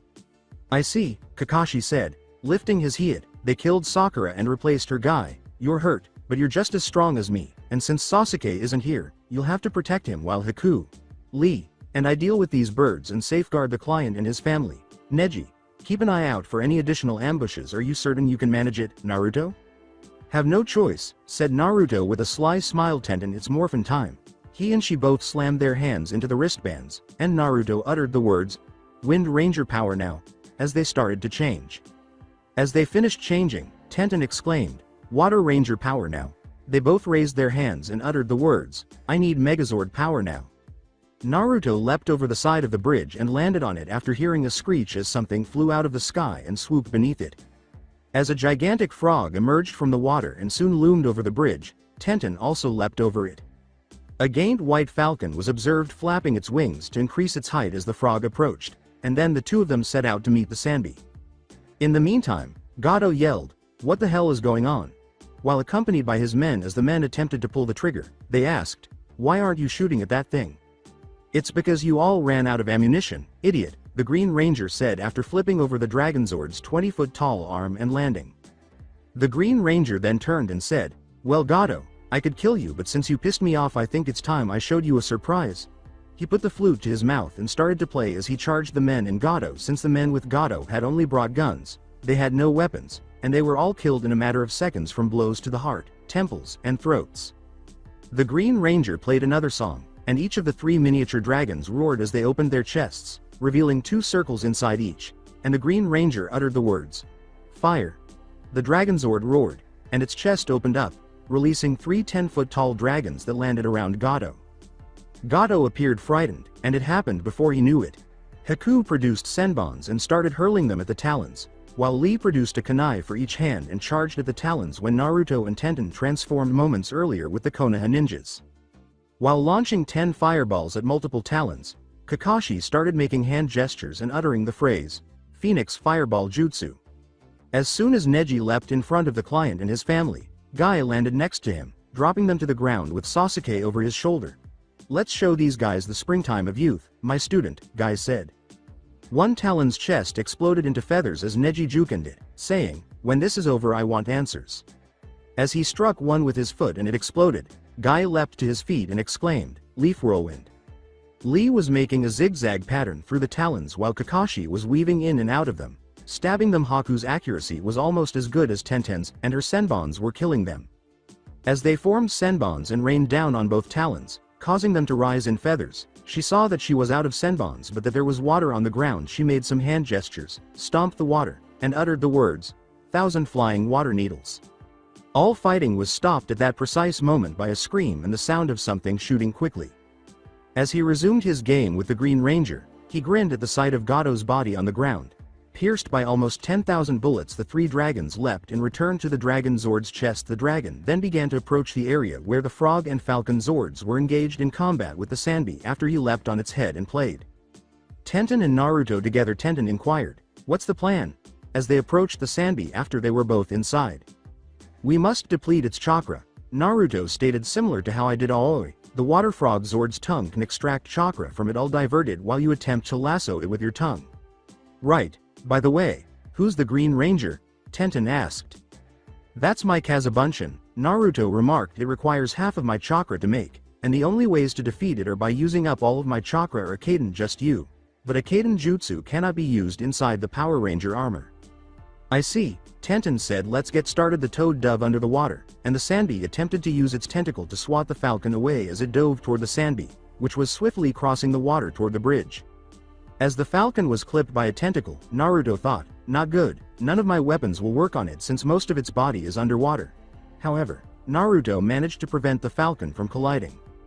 With the Sanbi on its head, the frog leapt out of the water and threw it toward the shore, attempting to pull it out. After being launched into the air, the Sanbi swiftly dove under the water when it hit it, and before Tenten realized it, 3 tentacles had caught the Frog Zord from behind. When Naruto saw the Frog Zord being held above the water by the Sanbi, he thought, "Shit," he then said, "Hang on Tenten, help's on the way." The 3rd tentacle appeared and seized the falcon after Naruto had the Falcon Zord fly down and grab the frog. The falcon then attempted to pull the frog free. Tenten replied, "It's no good, it's got us both and it has my Zord's mouth shut so I can't use its tongue." As Naruto and Tenten turned to see missiles moving in the direction of the Sanbi, a voice said, "Incoming." With a roar, the Sanbi threw the frog away, allowing the falcon to escape. Gazing at the water, Naruto uttered, "Shit, not good. Are you okay, Tenten?" "Yeah, but my Zord's weapon systems have been damaged," Tenten moaned. Frowning, Naruto uttered, "Not good, I'm losing hydraulics." "Alpha," the Green Ranger said, "Can you hear me?" Alpha responded, "Yes, Ranger. Are Lee and Haku's Zords ready?" asked Green. Alpha replied, "Yes Rangers, but I haven't had a chance to test them yet." Green replied, "Thank Alpha." Green Ranger to Lee, "Come in Lee." After killing the final talons, Lee struck his communicator and yelled, "Lee here." "Lee, we need you and Haku right now," said Green. "Falcon Zords are in danger of going down, and Tenten's Zords are damaged. I have already used the majority of my arsenal when the Sanbis went underwater once more." "We're on our way, Roger," Lee said. "The others now depend on us. Haku Tenten's down, and Naruto is running out of time." He was saying, "It's Morphin time. Lightning Ranger power now." Channeling her bloodline, Haku uttered the words, "Crystal Ranger power now." When the Dragon Zord screamed in agony and one of its tentacles was cut off by a sword, the Sanbi emerged from the water with its tentacles wrapped around it and started to spin. As it dove under the water and threw the Dragon Zord at the Frog Zord, further damaging both, the Sanbi saw a humanoid-looking Zord holding a sword and declared, "Today is the day you die, Rangers." The demons screamed in agony as they were electrocuted when a yellow object passed by the Sanbi and struck both tentacles. The Crystal Titan Zord grabbed the tentacles and began pulling the demon back out of the water as the Sanbi turned and saw a rat with two tails turn and the tails go to each side. The Sanbi smirked and drank a lot of water before spitting it out in compressed balls that hit the rat and sent it flying back, flipping the Titan Zord in the direction of the down rat. "Guys, this isn't working, he's kicking our ass," Naruto said. Upon seeing this, even our one chance might not be successful. "What is it, Naruto-sama?" Haku inquired. "According to Naruto, we must try and unite the Zords." "You're kidding, right?" said Green. "No," Naruto replied. "I can only stay in the air for a maximum of 4 minutes in one way or another. We are all damaged, we have no other option." Even though I knew it was a bad idea to send all these Zords into combat without the necessary training, is everyone prepared to give it a try? "Yes, let's do it," Tenten said. "Sounds good," Lee said, attempting to move his tails. "Most of my weapons are out also." "All right. I hope this works," Haku said. "It will," said Naruto. "Start in 3, 2, 1. A Falcon Zord formed on the back, and Naruto and the other Rangers were sent to the center core of the Zord. The Titan Zord stood up, and its head sank into the body. The Dragon Zord's body condensed down, opening its fighter body mode, except that it condensed down to shoulder armor and the head along with the forming leg armor. The rat ran up and turned into a sword, landing in the left hand, while the 10 frog leapt and went onto the right hand. Of course they don't know what to do. These Zords never were supposed to be used together like this, Naruto thought as he arrived, sweating as he saw the others looking perplexed. "We'll see, I suppose that's what happens when you customize as much as Alpha and I do." "Tenten, the control over there should be for weapon control," Naruto remarked. "Haku is in charge of damage control on the back left controls, while Lee is in charge of the body movements to the right. Green, I have flight controls that are currently inoperable in the center, and you have radar and detection over there. Lee, don't take any hits as you attempt to entice the Sanbi to land." Tenten tries out different weapons to see what we can still get. Green, you watch for anything else and attempt to locate the Sanbi when it submerges. Work on damage control, Haku, he said as he turned to go. "Where are you going?" Tenten inquired. "Power down." Naruto then revealed his true self, saying, "Don't worry about me. You know I'm still alive as long as Green is here." "CYA, he said, vanishing in a gust of wind. "Where the hell did he go? We need him right now," Haku said as Tenten blinked. The other three turned to face Green as he gasped and exclaimed, "That stupid son of a bitch, is he trying to get me killed?" "What?" Lee inquired. They all saw Naruto when a side monitor came up, but he was on the Sanbi's head. "Listen everyone, I'm going to kill him later," Tenten said. Clenching her fist, she slammed her fist into the counter and said, "Get this bucket of bolts moving or he's going to die, and I will kill you all if that happens." Lee swallowed and started to move the Megazord, thinking, "I think it's her time of the month." Sanbi yelled, "You little brat, why won't you stand still?" as Naruto dodged tentacles. "I know about you Sanbi and the other Bijus, and I will make sure that you and the others are taken care of and that Omega dies along with that bastard Raven," Naruto said with a laugh. He landed on a tentacle and grasped it with his hands. "I give you an option. Tell me where he is now and where Omega is, or when I destroy them I will send you into the sun to die," he said. As it attempted to strike Naruto against its hard-shell hide, Sanbi chuckled as he felt Naruto hold him and uttered the words, "Die human." The Ranger sword materialized in Naruto's hand, and as he ducked to the left at the last second, the blade impaled the tentacle, causing the Sanbi to scream. As he flipped backwards, Naruto leapt to his feet, grabbed the handle, and pulled the tentacle out. Sanbi submerged, and Naruto, using chakra, stood atop the water. He sensed the water being pushed upward, and he sidestepped as a ball of water blasted out of the ocean. "You dirty human," Sanbi said as he surfaced again. "After he did this 5 more times and was barely noticed, you cannot defeat me, and you will eventually run out of chakra if you continue to stand on the water indefinitely." Naruto was thinking, "That's what you think, jackass. The entire time I was on you I was sucking chakra from you, so keep on boasting. I know it's not much since my body can only hold so much, but at least that might work," he continued. "Alright jackass, you think you so tough, then let's see you deal with this attack." Sanbi laughed and said, "Foolish human, I will let him power me up with his own energy," as Naruto leapt on him and began to flash through hand signs.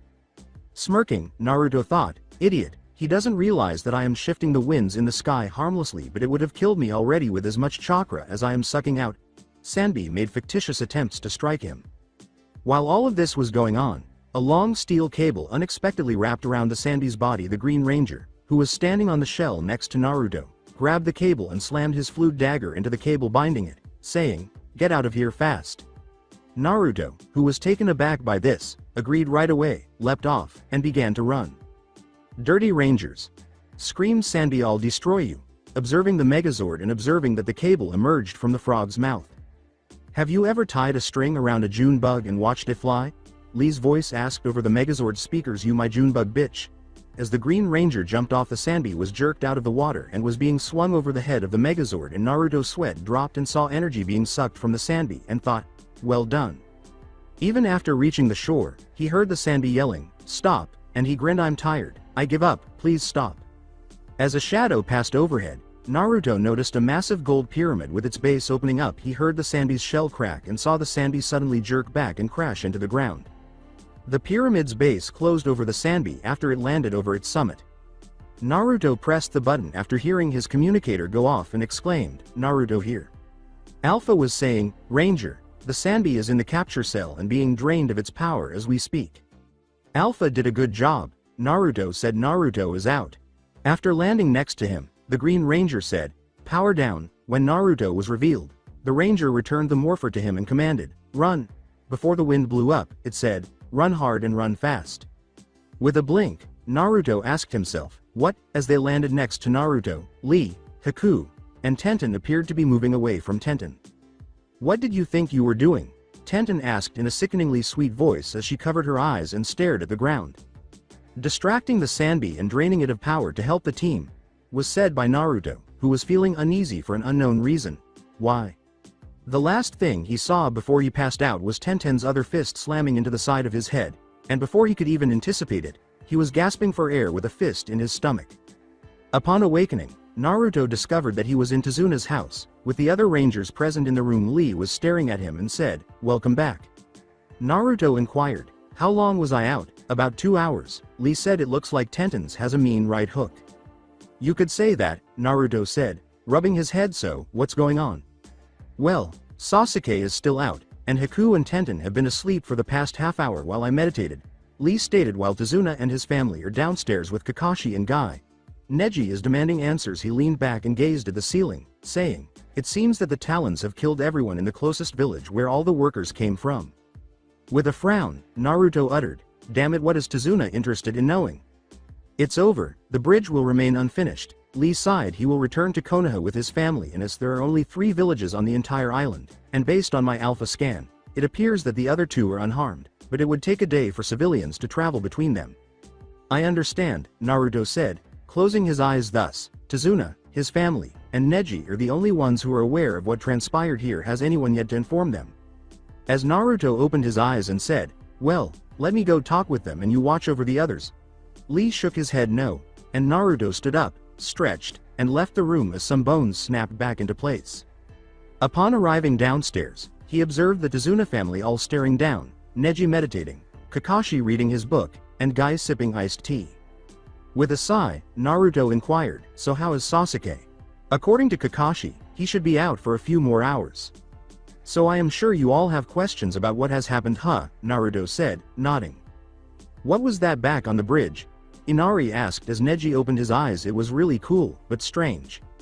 Naruto declared, "For your own safety, you must never do what I am about to tell you all. What you witnessed was a rogue clan whose goals I am unable to determine, but they murder anyone who stands in their way. We don't know much about them, and we're working to protect them before anyone finds out that a clan like theirs exists, because that could lead to a power shift in each of the hidden villages, which would kill a lot of people.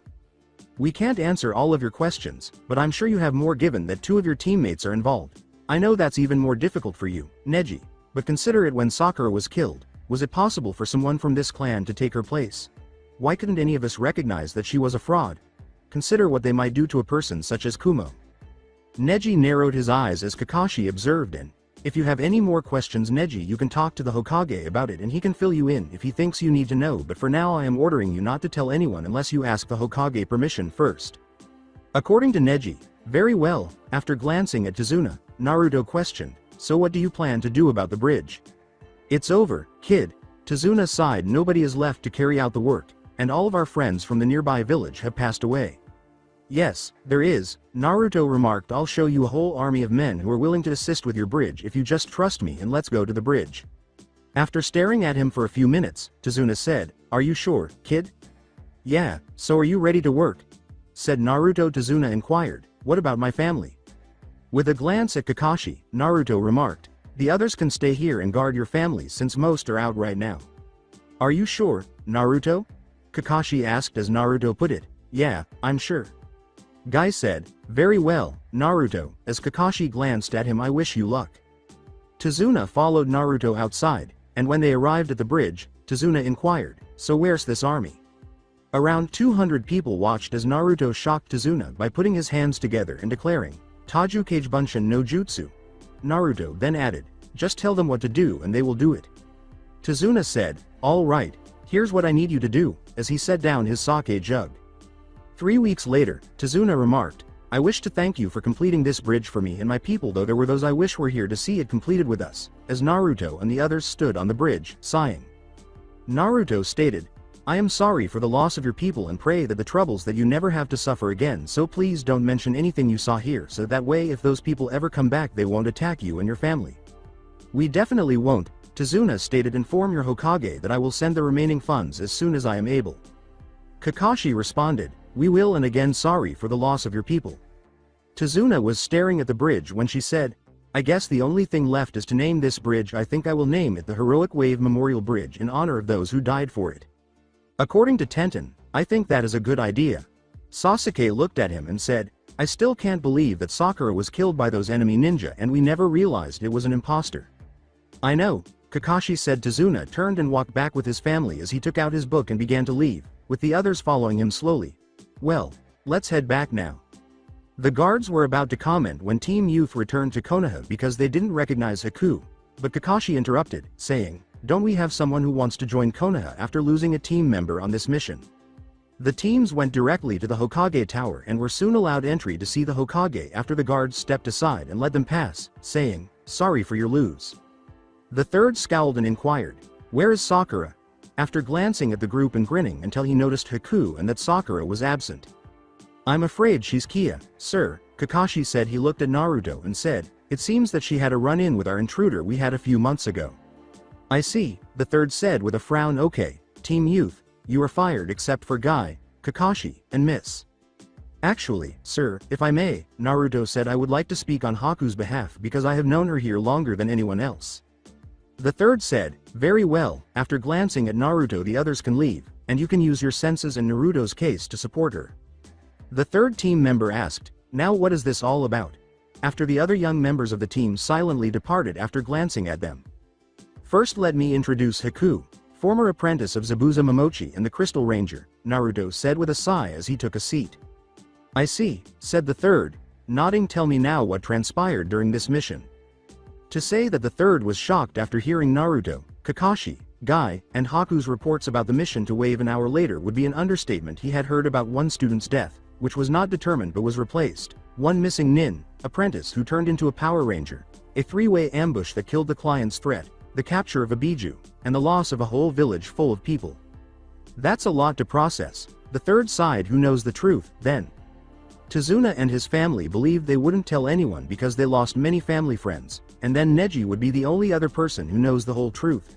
Kakashi stated Sasuke was knocked unconscious just as he was about to thwart Naruto's plan to save us from Gato. Very well, said the third. Neji will have to keep quiet. Kakashi, what do you want done with Haku here? Kakashi responded, I suppose she can replace Sakura since she needs to be with the other Rangers now that this Raven knows about her and the others. Naruto replied, I will need a few days off, sir, before I can take any missions. As everyone stared at him, the third person questioned, Why? Naruto stated, I need to help repair the Zords in case Raven sends another Biju after as soon, as well as check the security on the Sandy and make sure it is secure. Very well, said the third. I release you and the rest of your team from missions for the remainder of the week. Thank you, sir, Naruto said as he turned to go. Haku appeared perplexed. The third person gave her a headband, wrote something down, and said, Kakashi, please take her to this address and help her get at least a week's worth of groceries to get started with. I will begin as soon as I had time to deal with my other responsibilities. With a nod, Kakashi and Guy departed together as soon as Naruto entered the Wolf Claw weapon store, Dustin remarked. I see you all made it back, but I hear things went bad, huh? You could say that. Naruto sighed. Anyway, if it's okay with you, I have to start working on those weapons. Yes, go ahead, Dustin said with a shrug. In any case, you have just 1 month to complete the order. Where's Tenten? Asked Naruto, nodding. She's taking a shower right now, Dustin said. As he entered the forge and swiftly produced 20 cage buncheons, Naruto said, I see, well, talk to you later. After glancing, he touched his morpher and vanished in a white beam of light. He saw Alpha working around the command center when he returned, and Naruto yelled, report. Alpha was saying, the Zords are all severely damaged and will take a while to repair, and the Sanbi is now in its prison near the Kyuubi. All right, said Naruto, nodding. Start by obtaining the Neo Dragon Zord and the Crystal Titan Zord. They are both combat Zords without a partner. After we finish those two, we will work on the remaining ones. As he hurried off to start repairs, Alpha said, yes, Ranger. Naruto turned and headed toward the detention level, where he soon encountered the Sanbi and Kyuubi. So Sanbi, let's talk about Raven and your master Omega, Naruto said. Go away, Ranger, said Sanbi. I'm not going to tell you anything. Well, let's see how you feel after a few hours of torture. Naruto grinned as he made his way to a control station. He then pressed a button, causing electricity to shoot through the Sanbi and Kyuubi cages, causing both creatures to scream in agony. Naruto then departed to assist Alpha. Tenten was wearing a blue t-shirt, biker shorts, and a towel wrapped around her hair when she descended the stairs. As she entered the forge, she thought, I wonder which is the real one. A clone glanced at her and said, Boss not here, Ten-chan. He's fixing the Zords at the command center. Tenten asked, where is the command center? With a frown. The replica replied, press the black button on the side of your morpher and it will take you there. As her hair fell down her back, Tenten glanced at the morpher on her arm and pulled the towel off her head. The clone's eyes widened briefly as she pressed the black button, and then she vanished in a flash of blue light. She thought, is this the command center? When she found herself in a room filled with many unfamiliar items. At that moment, the room was filled with yellow and teal light, and Lee and Haku emerged. Lee said, so you're here also, huh, Tenten? Yeah, but I just got here, Tenten said. Where precisely are we? As he approached a computer and typed a few times, Lee scowled and remarked, this is the command center, Naruto in the Zord Bay with Alpha and. Then Tenten said, and what, Lee? Lee pondered, what are you doing to the Sanbi and Kyuubi? Naruto? And responded, nothing, follow me and I will show you to where he is. As he led them through a tunnel and into an elevator, he pressed the button with the letter B on it. The three of them felt as though they were moving, but then they came to a stop and the door opened. Do you hate them so much that you would torture them for fun? He asked. As they walked out, they heard Naruto say, damn it, the acute motivator on the right arm is completely destroyed. They saw hundreds of Zords and Naruto walking around working on them. Lee closed his eyes and then, after a few seconds, he said, Naruto up there in the operations desk. He then began to ascend a flight of stairs. How can you tell which is the real him? Tenten inquired. With a sly smile, Lee said, he's the only one who feels like the wind. He followed both girls into a room at the top of the stairs. As they arrived, Naruto was staring at a holographic image of a Zord. He said, alright Alpha. The Titan Zord's going to have to be completely remodeled. He was typing on a keypad when a number of images appeared and blended with the Titan Zord. There. By taking the Gundar armor plating from the Neo-Space Red Shuttle Zord, we can incorporate the titanium thruster pack of the White Dragon Zord, giving the Titan Zord more speed and mobility. Yes, Ranger, Alpha replied. I'll start working on it immediately. Sighing, Naruto pinched the bridge of his nose and turned to face the other three Rangers, saying, so, what's up? Lee stated, brought Haku by the command center so she would know how to get here, and Tenten was already here in the main operation room. What are you doing here?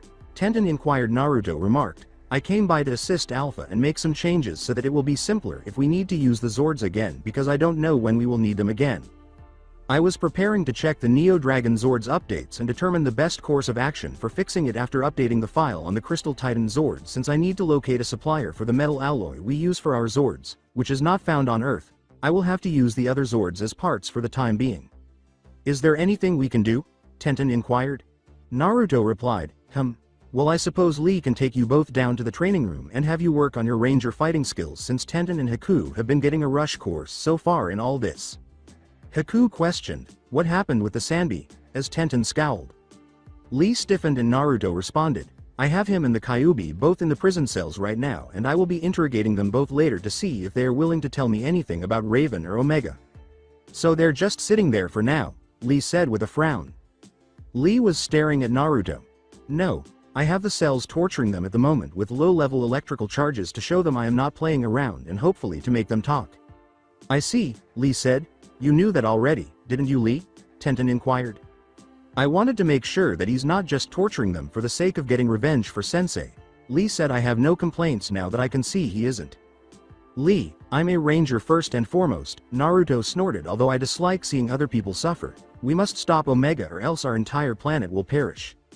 Very well, Lee said. Okay, girls, come after me. Taking a quick look at Naruto, Haku pointed to Alpha and questioned, what exactly is that? Alpha said. Alpha is who I am. He's kind of like the power behind the Power Rangers. Naruto remarked. The Rangers would have been extinct long ago if it weren't for him and the other alphas that once existed. I have to return to work now, if that's okay.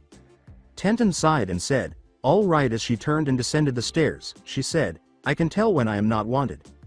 After blinking, Naruto asked himself, did I do something wrong?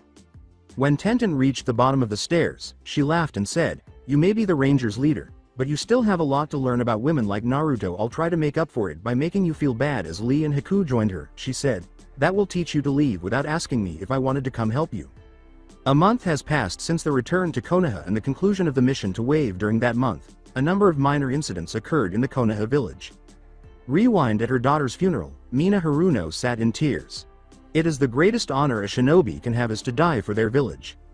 The Sandaime Hokage looked down at her and said, it is the greatest honor a shinobi can have is to die for their village. Sakura will forever be missed by those who were close to her and her family during this time. Please give your strength to those who are most affected by this tragic loss. May she blossom once more in the hearts of all those here.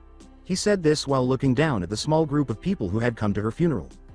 Looking at the picture with tears in her eyes, Ino thought, why did you have to die, Sakura? How did you die? Why didn't your teammates save you? Why didn't Sasuke save you? She clenched her fist and looked at Sasuke, who appeared bored, thinking, that bastard looks like he doesn't even care. She thought, he wasn't worth our friendship. Forehead, I am so sorry. She took out the ribbon Sakura had given her back, tied it around her hair, closed her eyes, and said, I will live for you. Sakura, I will make your dream come true and tell everyone that it was the great ninja Sakura Haruno who inspired me to become a great ninja just like you. She then stepped back and left her rose on the little pile, giving her mother time to grieve. Finish the flashback. In Wave Country, another incident took place. A knock on Tezuna's table prompted him to get up, go to the door, and open it. When he saw a man in a bird mask, he said, yes. With a scroll in hand, the Anbu declared, you are Tezuna, correct? Yes, Tezuna replied as he handed the scroll to Tezuna. The Anbu said, then this is for you. Tezuna accepted it and inquired, what is this? But the Anbu had already left.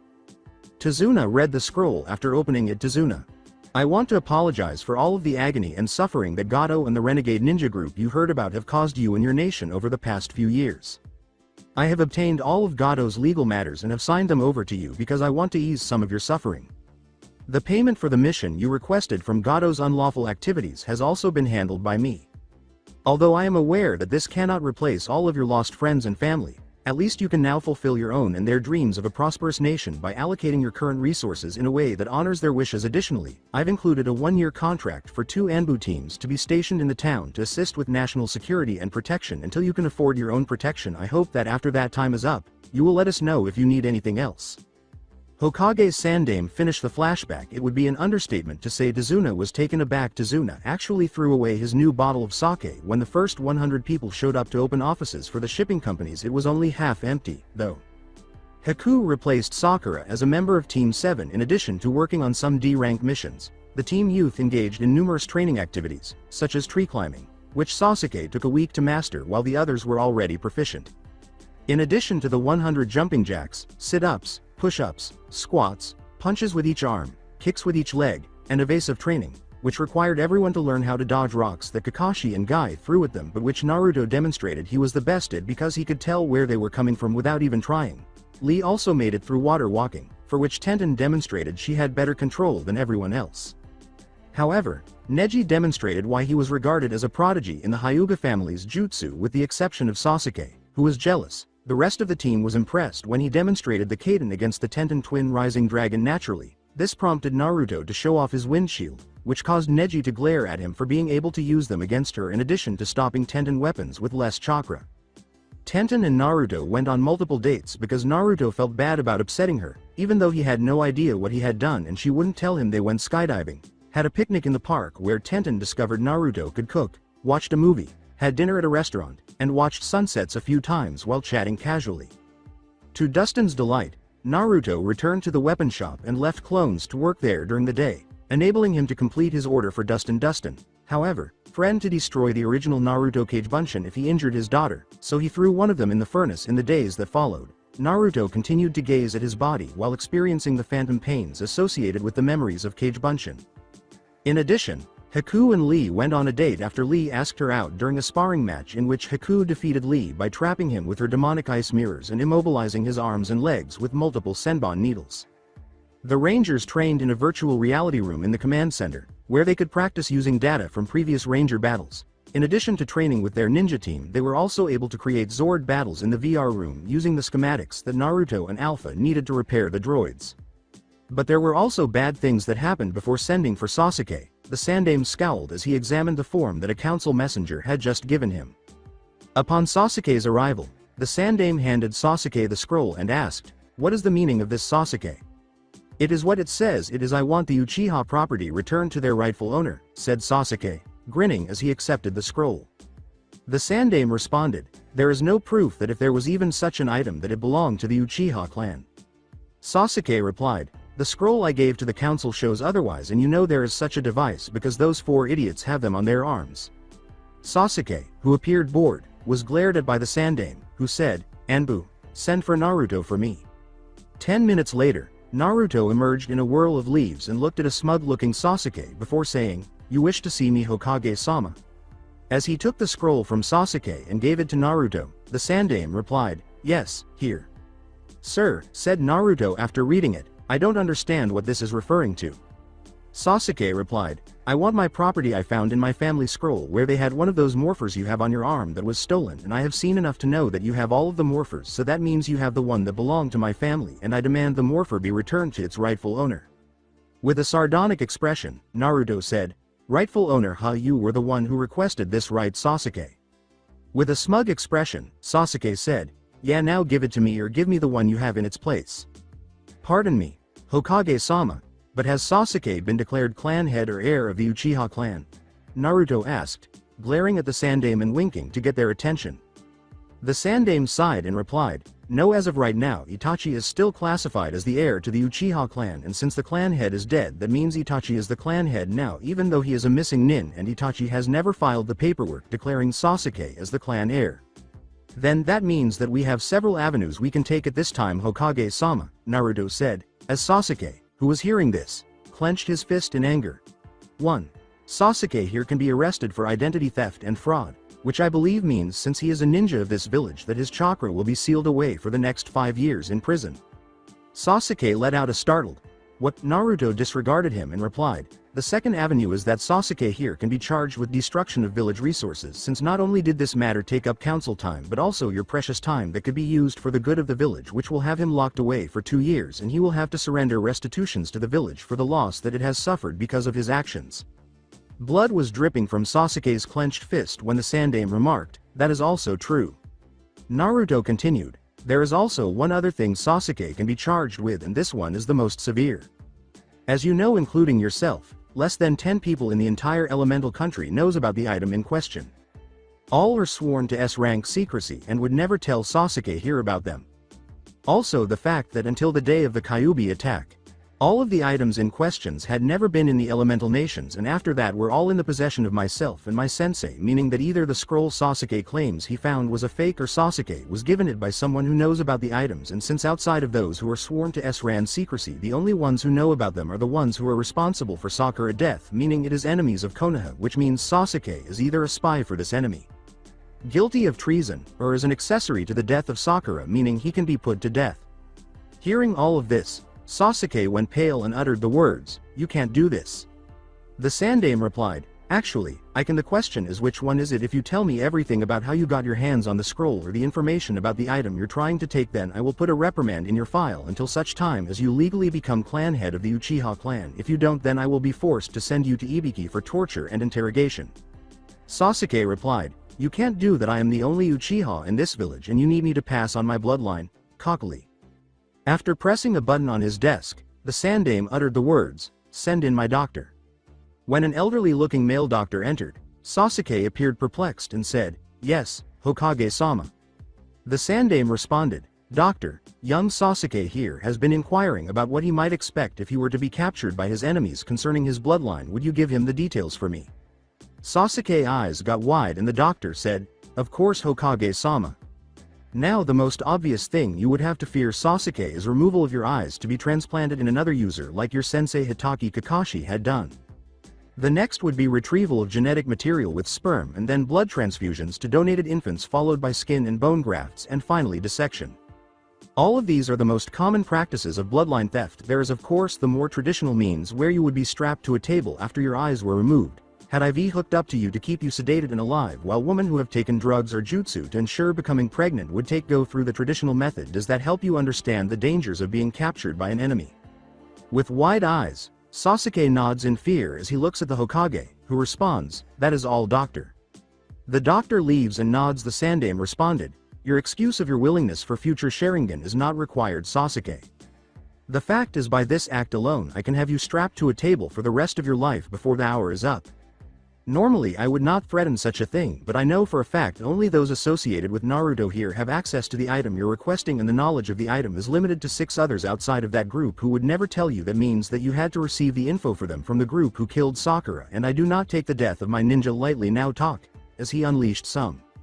Sasuke, who was weeping, said, "When I returned from training I found someone had broken into my clan house and had gathered a bunch of scrolls. It appeared they were going to steal them, but my returning scared them away. I looked through them and found that scroll that described the things him and the other 3 had on their arms and how it belonged to my clan and gives a person great power. So I wanted what belonged to my clan returned to me so I could use it to kill Itachi. I swear, that's the truth." Naruto looked at Sasuke and responded, "I do not wish to press charges against him for trying to force me to surrender the morphers, but I do want this incident to go away, sir. I believe that they used Sasuke to force me and the others out of the shadows where it would be easier to kill us and destroy the village. Most likely the person who set this up was his older brother Itachi." "Very well, Sasuke Uchiha. You are hereby put on notice. If you reveal the information you were given to anyone or try to get your hands on those items again or try to draw attention to those who have them, then I will carry out my threat." Sasuke felt like he had been slapped by the Sandaime.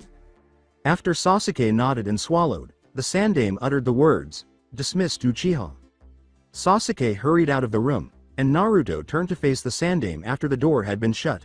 "I know you played along with what I said, but why did you go to the extreme like that, if I may ask?" Naruto said. The Sandaime stated, "I meant what I said about not taking the death of my ninja lightly. However, that was not the reason I was so hard on him. What I am about to tell you must never be revealed. I keep your secret, so I ask that you keep this one." As Naruto put it, "Very well," the Sandaime replied. "As you know, the Uchiha massacre happened around 7 years ago, give or take a year. What you don't know is that it was ordered by me." When Naruto's eyes widened, the Sandaime raised his hand and said, "Please allow me to explain." Naruto looks at the Sandaime and says, "The Uchiha clan were planning a revolt which would have caused the village to go into a civil war because of their own greed. I had my 2 advisors trick another member of the council named Danzo into ordering Itachi to do it, thinking I was ignoring the danger the Uchiha represented. I did this because Danzo was also getting ready to revolt using his own Anbu called Root. By having him order it, I was able to force him to back off and move to work in the shadows." Naruto inquired, "If Danzo is so much a threat, why didn't you kill him?" The Sandaime said, "It's not that simple. Remember how there was a genin test after the graduation test? Those who failed the actual genin test are sent back into remedial training.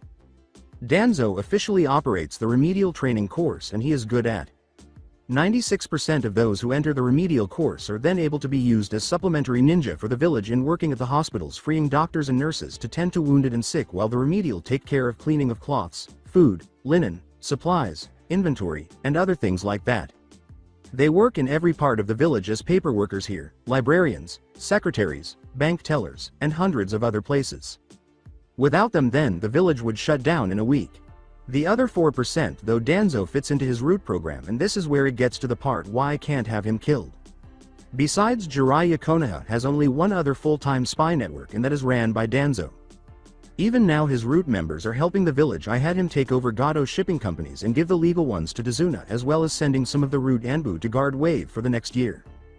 Danzo is taking the illegal activities and using them to gather info and resources that the village needs to work. He can filter the illegal money from the black market things Gado was in, and none of the other hidden villages will know about it since they are not on any records like the ones we have to turn into the feudal lord every year to show we're doing an excellent job. Naruto replied, I understand all that, but what does this have to do with Sasuke?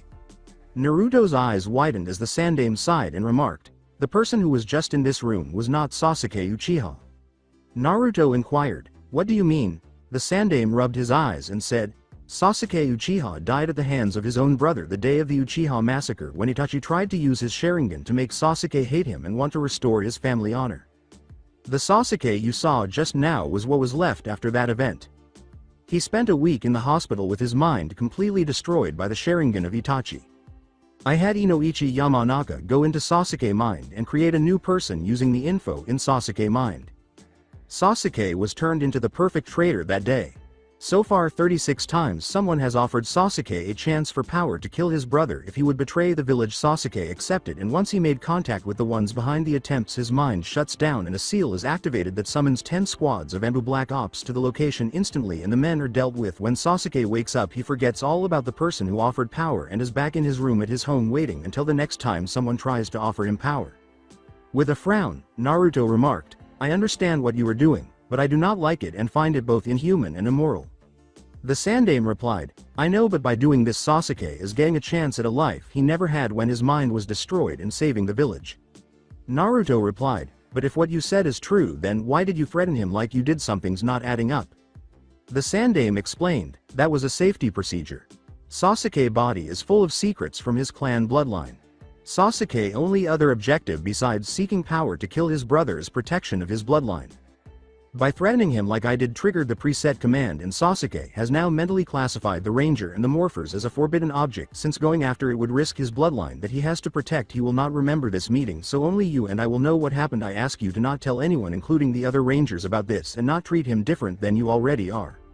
With a scowl, Naruto remarked, very well, and departed in a gust of wind. Final flashback, there were no other Talons or Raven incidents reported.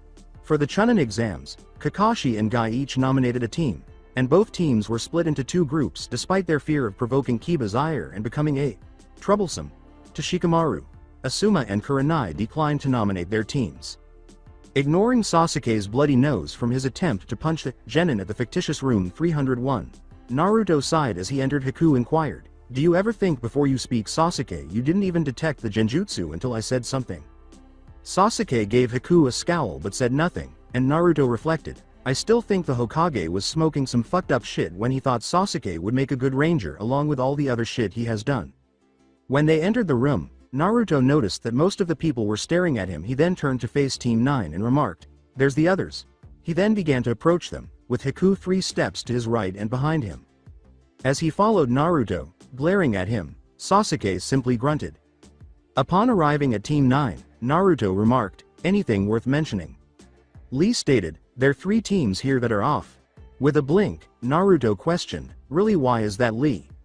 Lee replied, 2 o'clock to your right, 7 o'clock to Haku left and 6 o'clock behind Sasuke. Naruto looked at the sunglasses that included mirrors on the sides and stated, the blonde is a wind element, daughter of the Kazekage, named Tamari. The one in makeup is her younger brother Kankuro, puppet user. The last one is Gaara. He's supposed to be some sort of living weapon created by Suna, but I got nothing on what the bingo book meant by that. He is also the youngest brother to the other 2. That's strange. What's a Kumo team doing here with what happened 10 years ago? I thought they were banned from coming to exams here. Neji replied, no, they are not banned, they just have several restrictions that made it where they never want to come before now. Naruto responds with a nod. I got nothing on those 3, but you're right, something's off about them, but I can't place it.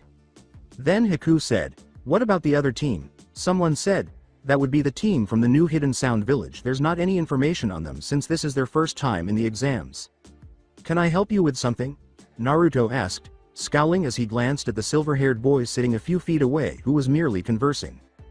The kid replied, sorry, My name's Kabuto and this is my 7th time taking these exams twice a year for the last 4 years. I came over wanting to see if the rumors I heard about your group were true.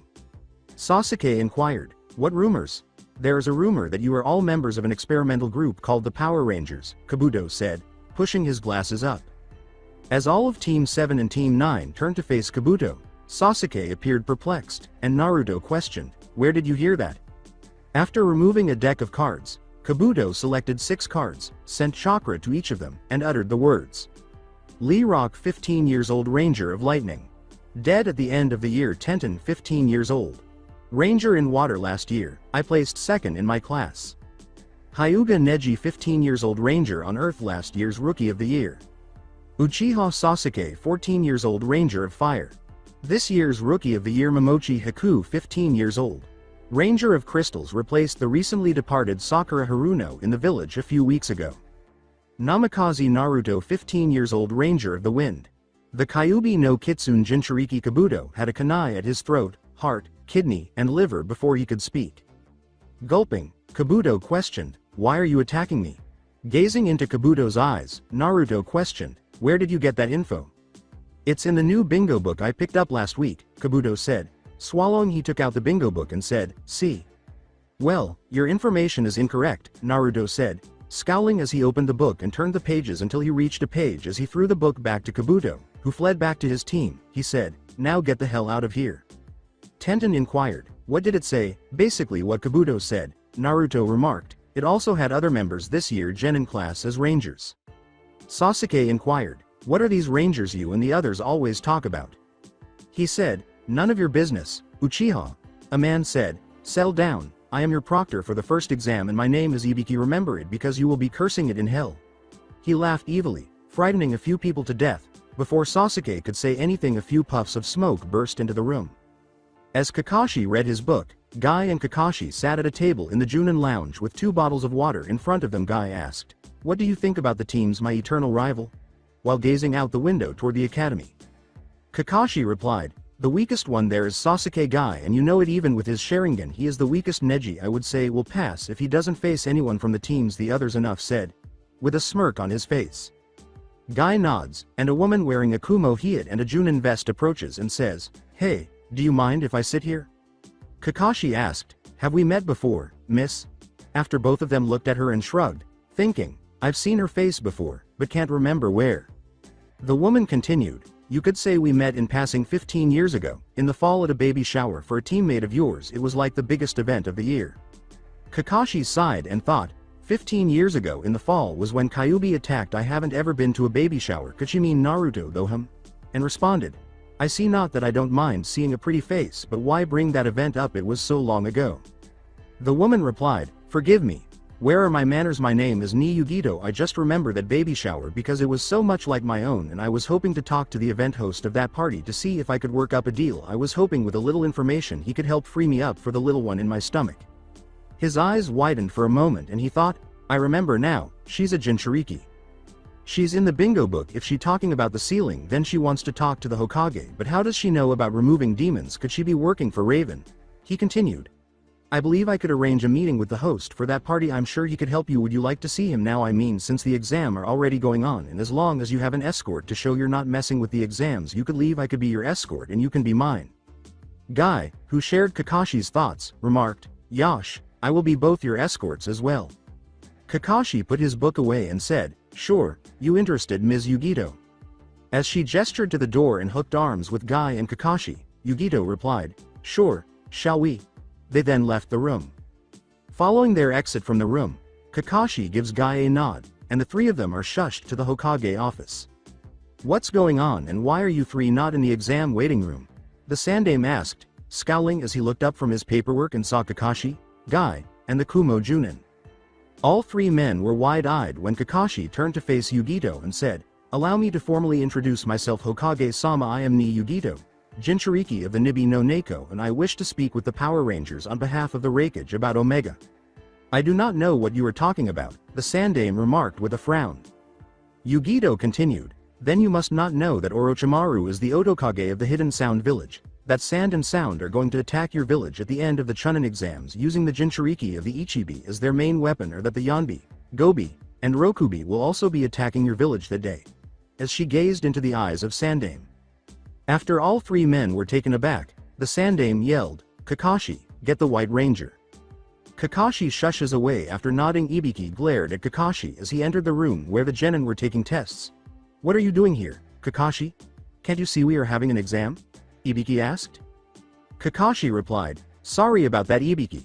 I was going to the Omega bookstore to get the new Icha Icha Paradise and a stray wind caught my shushin from the Hokage tower. How embarrassing. I bet my face is going all ranges of color from my normal white to red with embarrassment CYA. While walking away. What the hell, why does the Hokage want me at the Hokage tower in my ranger suit? And fuck this shit, Kakashi sensei just made my squad look like a fucking joke and will make everyone think we are cheating." Naruto scowled and said, "I will wait until next time and take the exam again to show when I become Chunin it wasn't because of outside help." He then threw his paper into the trash, slammed his chair into the desk, and walked toward the door, acting irate. As Naruto slammed the door shut, Haku scowled and Sasuke gave him a glare in return. Ibiki replied, "Well, number 67, 35, you're both disqualified since your teammate quit. Please leave the room." Lee glanced at Tenten as Sasuke and Haku departed, but she shook her head no. He nodded and resumed working on his test. Before transforming into the Wind Ranger and leaving the alley in a ray of white light, Naruto shushed to a nearby alley and took a quick look around. He saw the Sandame, Kakashi, guy, and a woman he had never seen before when he showed up in the Hokage office. "Hello Ranger-sama, my name is Ni Yugito and I am the Jinchuriki of the Nibi no Neko," the woman said, bowing. "What can I do for you?" Naruto asked in a neutral tone as his eyes widened inside his armor. Yugito said, "In Kumo as Jinchuriki we are actually respected and treated well compared to other villages. There are two there, myself the daughter of the previous Raikage and the brother of the current Raikage. Recently both B, Jinchuriki of the Hachibi and myself were approached by a man who called himself Raven. He was expecting for the Nibi and Hachibi to take control of us and follow his orders, but because of the seal that was placed on us to hold the Nibi and Hachibi it made it where they could not control us. Instead of Nibi chakra mixing with my own like most Jinchuriki, it was kept in a separate seal that is on my body but not connected to my chakra network and allows me to summon Nibi or its chakra as long as I have my own chakra to run into another seal that puts a shield over my body to keep it from being destroyed by Nibi chakra. Anyway, this Raven guy, once he found out that Nibi and Hachibi was not able to follow his orders, attacked us, but half the village arrived and aided us in fighting him before he left in this flamed shushin. After that happened, the Raikage had me summon Nibi while in a containment seal that prevented it from using its chakra while sucking out the chakra from Nibi. Fearing it was going to die, told the Raikage about Omega, Raven, and a whole lot of shit that was hard to believe, like other planets and the Rangers. Raven, when he thought that he was talking to Nibi and Hachibi, mentioned the Rangers being here in Konoha and that we were to help destroy them once and for all after you stop his plans before. Naruto inquired, "So why exactly are you here?" Yugito continued, "The Raikage does not like what he heard from Raven, and the fact he tried to kill his brother and me made him an instant enemy. I was sent here to try and make contact with you and find out all I can about Omega and Raven. While I was doing that, our intel received word about Suna that they are preparing to attack Konoha during the finals of the Chunin exams along with Orochimaru and his Sound Village. The key to the invasion by those two is the Jinchuriki of the Ichibi who is in the exams. Raven also mentioned that the Yonbi and Gobi would be attacking the Rangers as well during that time using the exams and a veteran group of genin. I was assigned as their Junin sensei so I could come here to speak with you." After taking a moment to gather his thoughts, Naruto asked, "How far are you authorized to get the info on Raven and Omega?" According to Yugito, "I was told to use my own discretion." After giving her a long look, Naruto asked, "How old are you?" 18, Yugito said. According to Naruto, "Elemental affinity." After a moment of widening Sandame eyes, Yugito uttered the words, "Fire with minor lightning." Naruto glanced at the Sandame and responded, "I recognize you from the bingo book. You're called Kumo Ghost, so I have some idea about how good you are because of our history battling Raven and Omega and his other followers. The Rangers have ways to remove the Biju without harming the Jinchuriki. I will agree to a meeting with your Raikage if you are willing to pay my price yourself. I want you to let me remove the Nibi from you without killing you. That is my price to meet him and inform him what I know. Do you agree?" After hearing Nibi yelling in her mind, Yugito scowled for a while before uttering the words, "Very well." A tiny cube materialized when Naruto extended his hand, and he commanded, "Hold this." Yugito inquired, "What is it?" Naruto replied, "It will knock you out so I can take you where it will be safe to remove the Nibi and to store Nibi so it can't get free, and also make sure you do not have access to restricted material." After giving the cube a quick glance, Yugito took it and passed out right away, but Kakashi and Guy caught her and placed her in a chair. With a sigh, Naruto turned to face the Sandame and asked, "What do you think?" The Sandame replied, "I don't know if what she said is true. Then in a little over a month things are going to get bad. I need you to do some cheating in the Chunin exams, Hokage-sama," Naruto said, nodding. With a frown, the Hokage questioned, "What do you need, Naruto?" Naruto stated, "I need you to arrange a preliminary round and for Lee to fight Gaara, the son of the Kazekage, and Lee will capture Gaara if he doesn't face him sooner.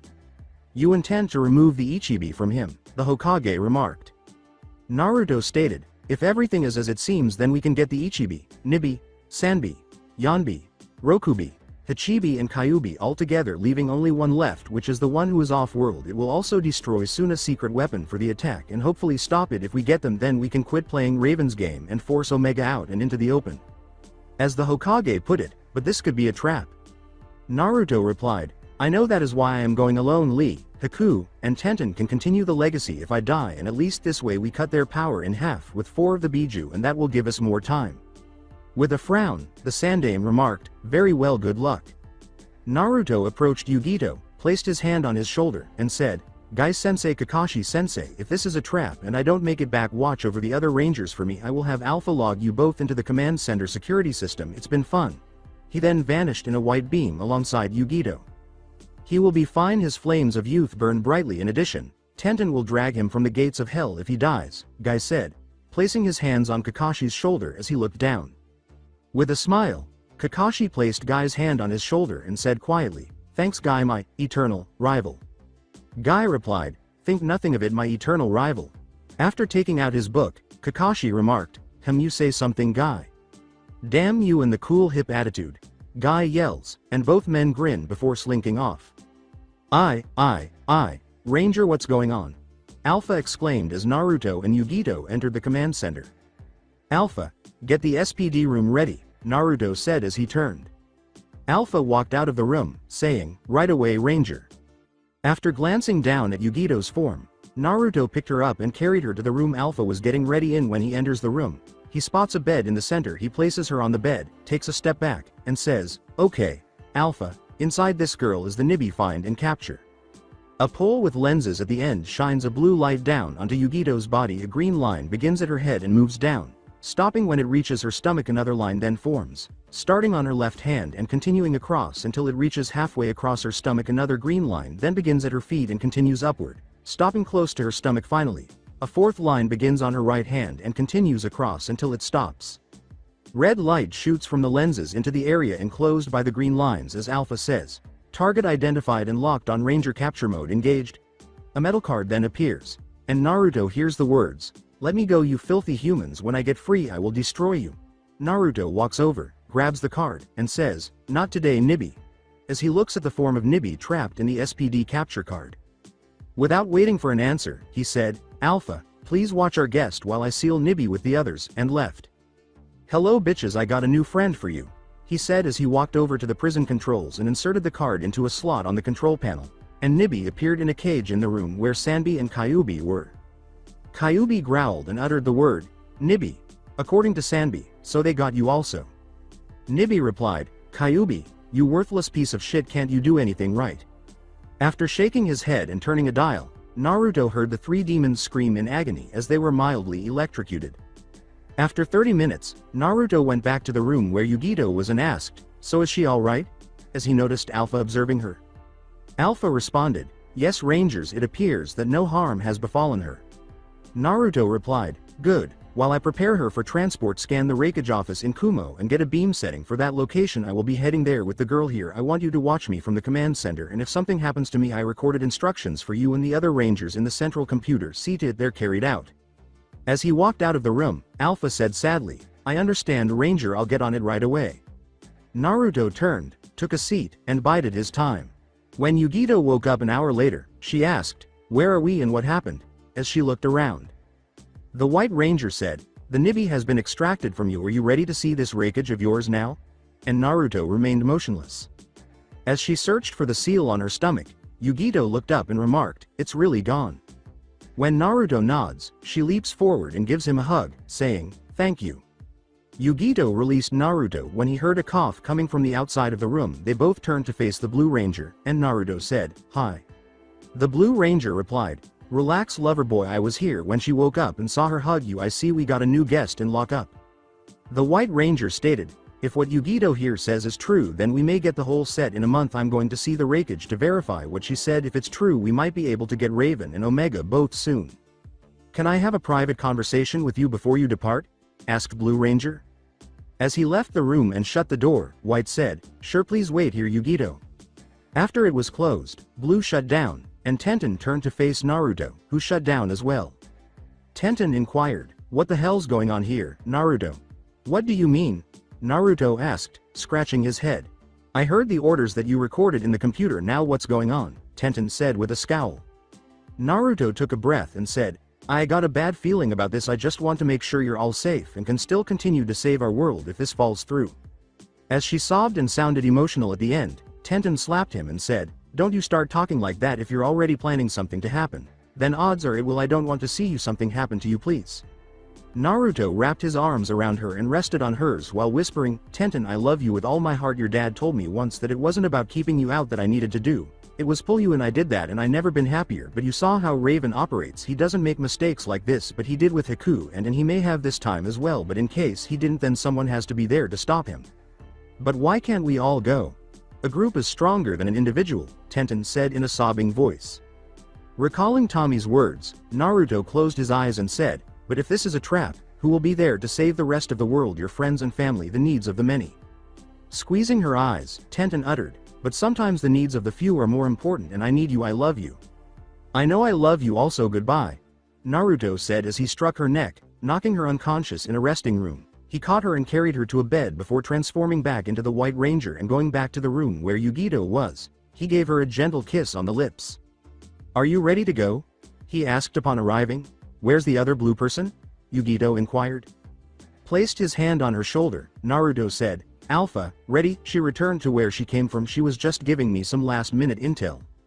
Before they both departed in a ray of white light, Yugito appeared perplexed to her surprise. They seemed to be a mile away from Kumo village, and Yugito questioned, "How did we get here so quick?" Naruto replied, "Secret. Is there anything else I should know before we go meet your Kage? I mean, I don't want to offend him or anything."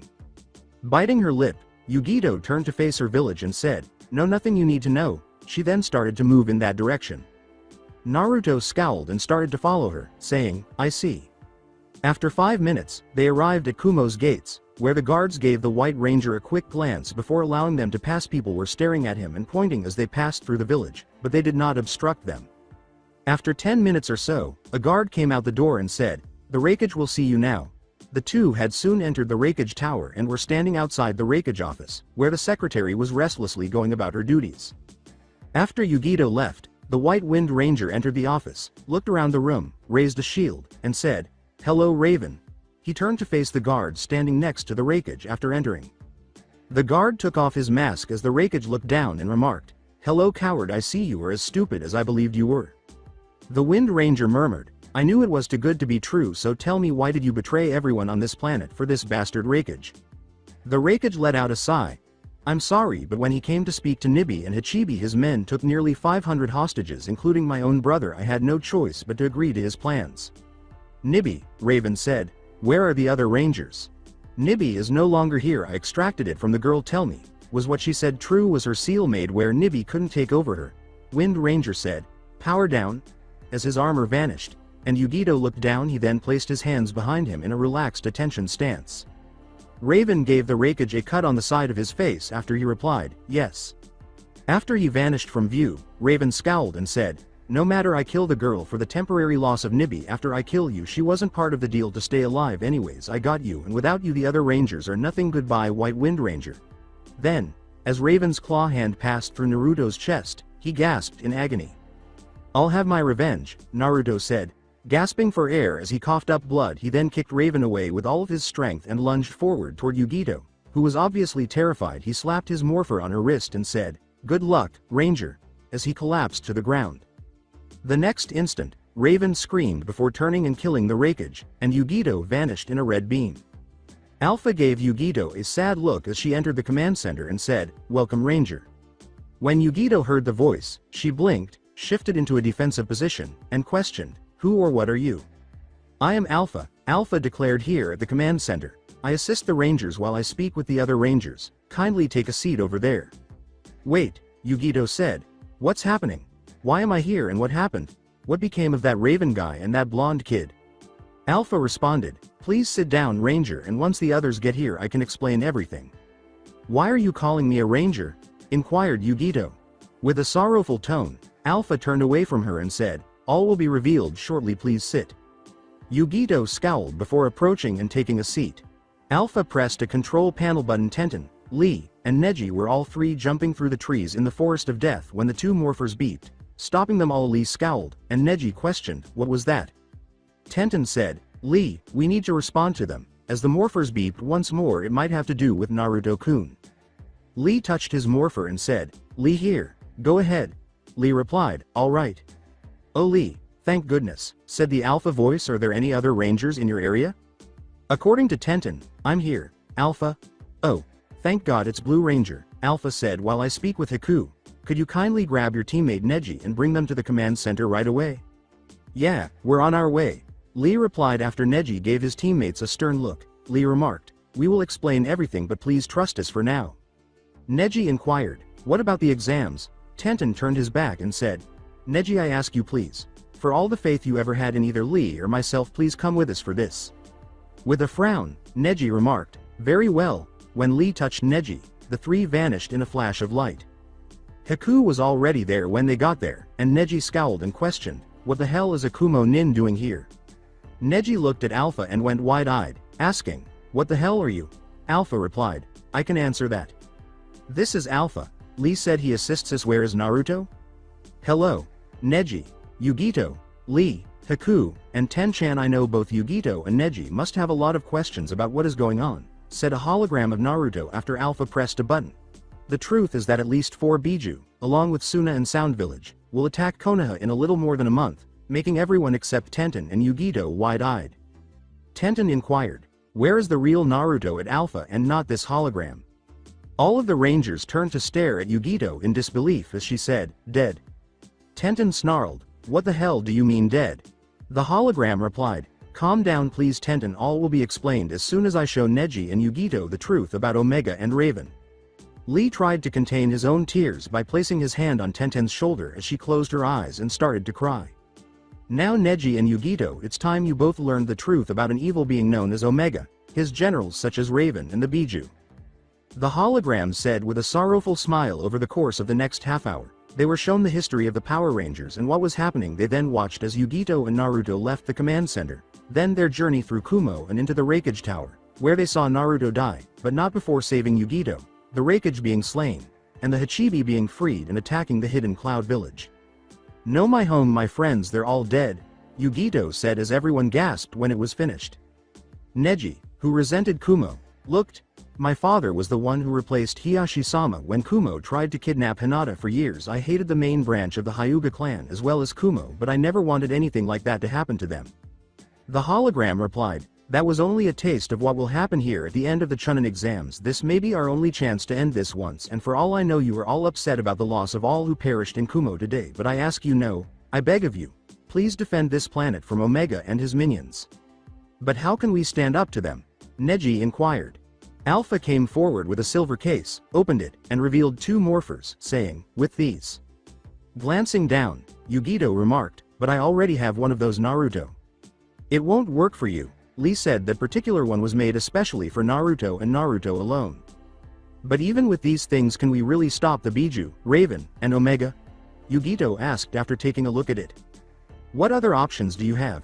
The hologram asked. "All that stands between salvation and destruction are the Power Rangers, but you can succeed if you have faith, trust, teamwork, and good fortune. Every hero shows up at the last second. Each of you has been selected to be one of those heroes. The question is, will you accept this or will you choose to ignore it and let everyone perish because you feel powerless over the fate and destiny of this world? The time to make a decision is now." "I won't let your death be meaningless. Naruto-kun, I will finish what you started," Tenten said, wiping away her tears. "According to Lee, so will I, as will I," Haku said. "Before he died he removed the Nibi from me and he gave his life for me. I owe him and all my friends that died today, Yugito said, glancing at the morpher on her arm as the three rangers looked at her and Neji. She took off the one on her arm and grabbed the one Alpha pointed to, saying, "I'll join you too." She grabbed her head briefly as she put it on and said, "Whoa, that was weird, but it's morphing time." She slammed her hand to the morpher and said, "Fire Ranger power now." As she took out a pair of Sei and red armor appeared on her, with a red ape appearing on her chest. When Neji noticed her transformation, he turned to face the morpher and inquired, "I belong to the branch family. How can you ask me to do this when I can be killed with a simple hand sign?" "Because fate and destiny are decided by us," the hologram said. As he picked up the other morpher and grasped his head, Neji said, "Very well." After a few moments, he felt his head burning, so he took off his head, looked at his reflection, and said, "My seal. Gone, you're free to choose your own fate and destiny." "Neji," the hologram said, "will you continue to work for the Rangers now? They could use all the assistance they can get." Neji grinned broadly and declared, "It's morphing time." He then slammed his hand into his morpher, produced an axe, and exclaimed, "Earth Ranger power now." A bear on his chest appeared in black armor. "All right," the hologram said, "you have to use the SPD capture devices when you fight Gaara in the preliminary rounds if you want to have the best chance of winning this battle. I made arrangements with the Hokage for it to occur. Gaara is the Ichibi's Jinchuriki, and the secret to the Konoha invasion. Konoha will have an opportunity to fight while you eliminate the Biju without the Ichibi. But Raven needs to be taken prisoner so he can inform you of Omega's location." Lee replied, "I understand. Is there anything else, Naruto-kun?" "Yes, I believe in all of you and never give up," the hologram said together. "You can defeat any opponent. Come train here and learn how to use your powers during the time between the preliminary and finals." As the hologram faded away, the words, "Practice here as much as you can and spend time with any friends or family you have in case it's the last time you ever see them. Goodbye my friends, I love you Tenten and I am sorry." Tenten screamed in agony and broke down when that occurred. Time lapsed. The day of the preliminary round arrived. The Sandaime scowled and thought, something is wrong. As Team Guy stood before the Hokage, Tenten appears to have gone days without eating, sleeping, or even taking a bath, and she is covered in blood. There are only 6 teams that have advanced this far, and Lee and Neji both seem exhausted. A mist team, the Kumo team, the Sand team, the Guy and Kabuto team, and a grass team. I wonder where Naruto-kun is. Yugito has returned, but Neji and her both have morphers. What the hell? "Pardon me, Hokage-sama, but it seems like we still have too many contestants," he said, shaking his head as he discussed the purpose of the exams. A preliminary round is required.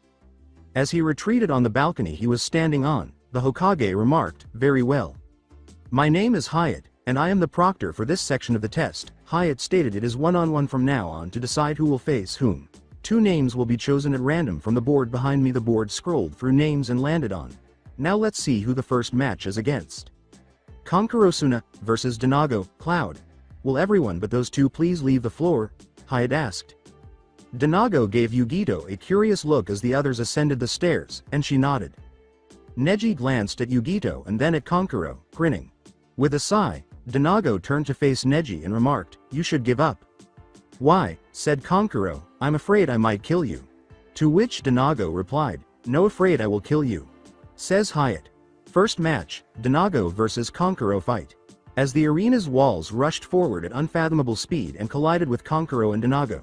Danago started to flash through hand signals, slammed his hands into the ground, and uttered the words, "Squash no jutsu."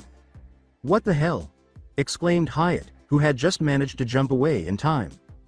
Yugito replied, "Squash no jutsu." Danago was from a family of one of the only earth jutsu users in Kumo. Now he has joined the rest of his family by using a suicide jutsu that kills not only the user but everyone in a 20 yards in any direction but up. If you can jump 20 feet in the air like you did, then you're safe. The puppet user was inside the object on his back, so he never saw the walls move, relying on his chakra sensing abilities.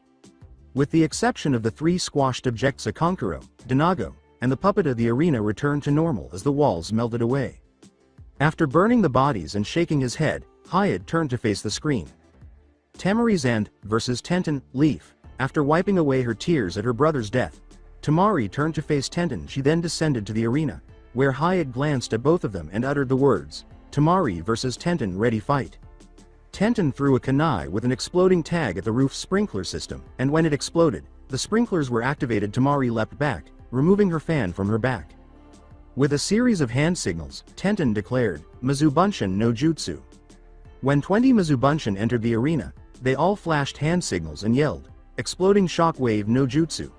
They then exploded, launching walls of water at Temari, who used her fan to stop the water from rushing toward her.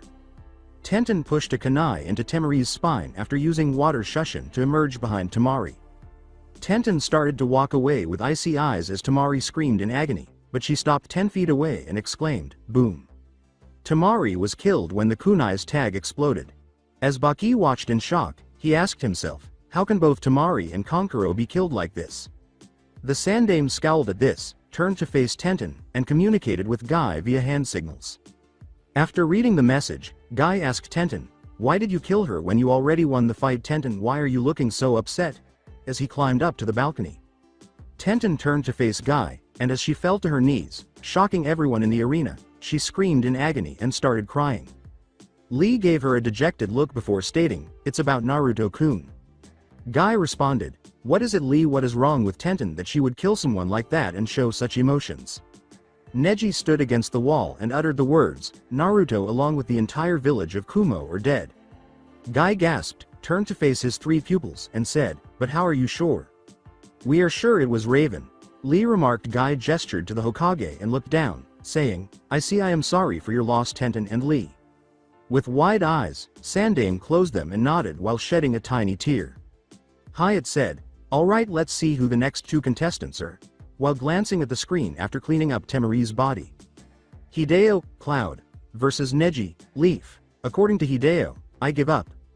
Everyone who wasn't a member of the Guy team's Kumo team scowled at this. As Hyatt put it, "Very well, Neji Hyuga is the winner." Hideo replied, "Excuse me, Hokage-sama, but may I explain why I gave up real quick?" After glancing at him, the Sandame remarked, "Very well."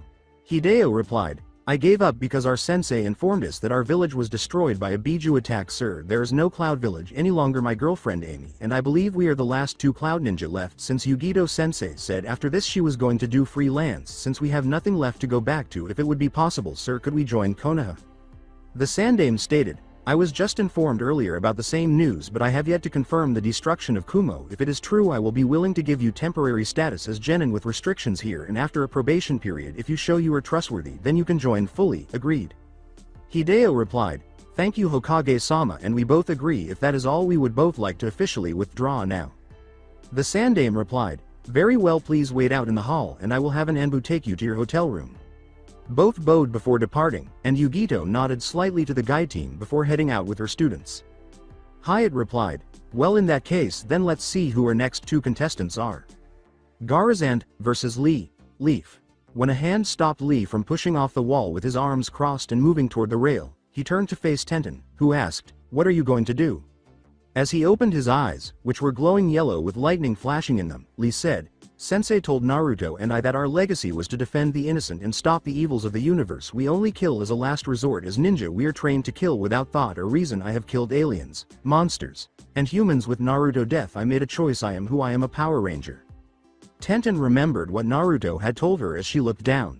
Rewind. Naruto asked, "Are you just wanting to be a Power Ranger until our planet is saved, or are you willing to help the next planet that needs help or to stop the next evil that threatens the galaxy? Are you willing to leave our world for what could be the rest of our lives? Are you willing to keep the secrets you have learned until your death or until you pass on the legacy to the next generation?" While raising his arms. Finish the flashback. Tenten closed her eyes and thought, "I thought I understood what you meant when we were in Wave Country, Naruto-kun. I'm selfish. I thought that when I joined becoming a ranger that I was doing it for those reasons. I was wrong. I did it so that I could be closer to you and to prove that you were real and not a dream. My dreams have become an endless nightmare now. My heart aches so badly, and all I wanted was revenge against those who took you away from me. I nearly attacked Yugito because I blamed her for it. Even now I still hold some hatred for her, but I also hold some hatred for you as well. You knew that this was a trap, or at least suspected it, and yet you walked into it. I was being selfish. You were so selfless. You were willing to risk your life to save others. It took losing you before I realized that the true meaning of being a Power Ranger. I won't let anyone else who I love be taken from me. I am a Power Ranger not because I have to be, but because I choose to be. Rest my love. I will carry the legacy on for you now." As he leapt back, Hyatt said, "Lee versus Gaara, begin." Lee and Gaara exchanged glances down in the arena. Everyone's eyes were drawn to Lee as he asked Gaara, "Is it true?" Gaara's face was bewildered as she asked, "What?" Lee inquired, "Is it true that you're the Jinchuriki of the Ichibi?"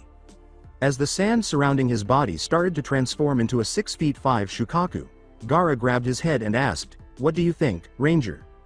When he slammed his hand into his morpher and drew out a pair of nunchucks made of lightning, he smirked and said, "That was all I wanted to know, it's morphing time." When his arms were separated, he said, "Lightning Ranger power now." Yellow armor flew onto Lee's body, and a two-tailed mouse landed on his chest. The Yellow Ranger replied, "Give it up, Ichibi, we already got the Nibi, Sanbi and Kyuubi, and you're next after we take care of you and the other Biju. We're taking out Raven and then Omega." In Ichibi's words, "Never Ranger," as he produced his blaster and uttered the words, "Lightning Blaster. Fire." 3 lightning strikes struck the Ichibi, causing him to fall back, and Yellow Ranger remarked, "I was hoping you said that." He hurried to his feet and threw sand-formed shurikens at the Yellow Ranger, saying, "Try this then, Ranger." After jumping over them and grabbing his nunchucks, Yellow started spinning them both until they slammed against Ichibi's chest from left shoulder to right hip and right shoulder to left hip as he got close to Ichibi. Ichibi screamed in agony as he fell backwards, but his tail turned and struck Yellow in the chest, sending him hurtling through the air. Before he drop-kicked Ichibi into the wall, Yellow turned, positioned his feet against the wall, and screamed, "Lightning quick attack." He flew off the wall past Ichibi, hitting him with one nunchuck before turning and doing it repeatedly off of each wall. "I'll get you for this, Ranger." Ichibi stood up, holding its chest, and as he crossed his arms across his chest, mouths formed all over his body. They opened and sucked in a lot of air before blowing them out, blinding everyone with sand. Ichibi then appeared behind Yellow, slashed him across the back, and then his tail emerged from the ground and attempted to stab Yellow. Ichibi screamed in agony as lightning jumped across his body and down across his tail as Yellow grabbed his tail and uttered the words, "Lightning Storm." Lee responded, "Oh no, you don't, Lightning Blaster. Fire," as he fired his blaster at the sprinkler system that was soaking Ichibi's sand. Ichibi said, "That's it, no more playing around, Rangers." "No," Ichibi cried out, "you can't do this to me." Yellow screamed, "Crescent lightning strikes." He started spinning his nunchucks in circles on his side, and as he did, he snapped both of his wrists. The 2 discs flew at Ichibi, striking him in the chest, and he screamed as he fell to the ground. "Trust me, I can," Yellow said. Yellow stepped forward and pulled out an SPD capture device as he lay there, saying, "For crimes against this planet and countless others, you are hereby under arrest. SPD capture now." A red light flew at Ichibi from the device in Yellow's hand, and Ichibi was captured on a 3x5-inch card. Gaara's form was visible lying on the ground, unconscious. As his armor vanished, Yellow snatched the card and uttered the words, "Power down." Lee said, "I'm sorry," as he took off his head, dropped it to the ground, and vanished in a yellow beam after turning to face the Sandame and then Guy. Hyatt glanced at Lee's location before turning to face Gaara and the Sandame, who shook his head and uttered the words, "Double elimination." According to Hyatt, right. Guy glanced at the Sandame, who shook his head no and nodded pitifully as Tenten and Neji left the room. "Can you tell me what that was going on back there in the arena and what happened to Naruto?" asked the Sandame as he entered his office and saw Yugito, Haku, Neji, Lee, and Tenten standing there. Lee stated, "Naruto dead, Raven killed him and all of Kumo. That back there in the arena was our plan to eliminate some of our enemies in 1 month. We killed the sound team before they entered the tower, and then Yugito student wanted to die an honorable death and be reunited with his friends and family. He already informed Yugito that he was going to kill whoever it was he faced and kill himself. Yugito pleaded with him not to, but he refused, so she made a compromise. He would wait until she said it was okay to kill himself as long as it was during the exams when the chance to take out the Suna Genin. She agreed." Tenten replied, "I took out the other one, and with the defeat of Gaara at Lee's hands, then Suna has no reason to be near Konoha, just like Otto doesn't now, so that frees us up some, so you can better defend the village while we take out Raven and the Biju." "Were you able to recover Naruto body?" the Sandame inquired, peering out the window. Everyone was quiet and he said, "Very well, I will inform all my people not to use jutsu against the Biju so they won't get more powerful, so that will help you. That also means that you will have to deal with them all on your own. If any of those Talons appear or Raven, my men will try to aid as best as we can." Lee stated, "Naruto planned ahead before he died, fearing that something like this might happen. He has given access to our command center to Guy and Kakashi. They can come and do some battles in our combat training room against Raven and the Talons, so they can brief the rest of your ninjas. So if you can summon them, we will take them for the next 3 days to let them train. After that we will return him and prepare ourselves. Neji is now one of us, so if you could inform the Hyuga clan he is away training privately for the exams or something, that would be appreciated." The Sandame replied, I understand. I am sorry for your losses. When you have a funeral service for Naruto-kun, would I along with Kakashi and Guy be allowed to join? Lee stated, we won't have one for him until this battle is over. We are going to finish what him and Sensei started once and for all if we can. With his eyes closed, the Sandame uttered, I see. Good luck, Rangers. Lee nods, and everyone but Neji departs in a flurry of color. I assume you're waiting on Guy and Kakashi, the Sandame said. Neji nods, and both men are called forth by the Sandame. Dustin and Alpha were working at a computer terminal when the Rangers returned to the command center, and Tenten exclaimed, Dad, what are you doing here? Naruto left a request for me as well, Dustin said, turning back to face her. Your mother would be proud of you, and I am too, he said as he asked me to use my blacksmithing skills to help you get ready for the upcoming battles on your Zords. Shush, Naruto wouldn't want you to cry for him, dear. Please don't cry. You were his only love, so don't make it harder for his memory, Dustin said as Tenten ran over, grinned, and cried as she hugged her father. One day, you will see him, I swear. Nodding, Tenten remarked, I miss him though. Distant makes the heart grow fonder. Dustin said, simply keep in mind the enjoyable moments you shared with him and strive to preserve them. He or anyone else could only ask you to do that. Thank you, Dad. It hurts. I miss him, but, Tenten said, wiping her eyes. I know, dear, Dustin said, wiping away the last tear. Go do what you need to do because I have a lot of work to do and you and the others have training to complete. After you all win, we can talk. After grinning, Tenten remarked, yeah, and we will win. According to Dustin, I know, Tenten said, by Dad, I love you, as she kissed his cheek and walked away after realizing that the others had already gone.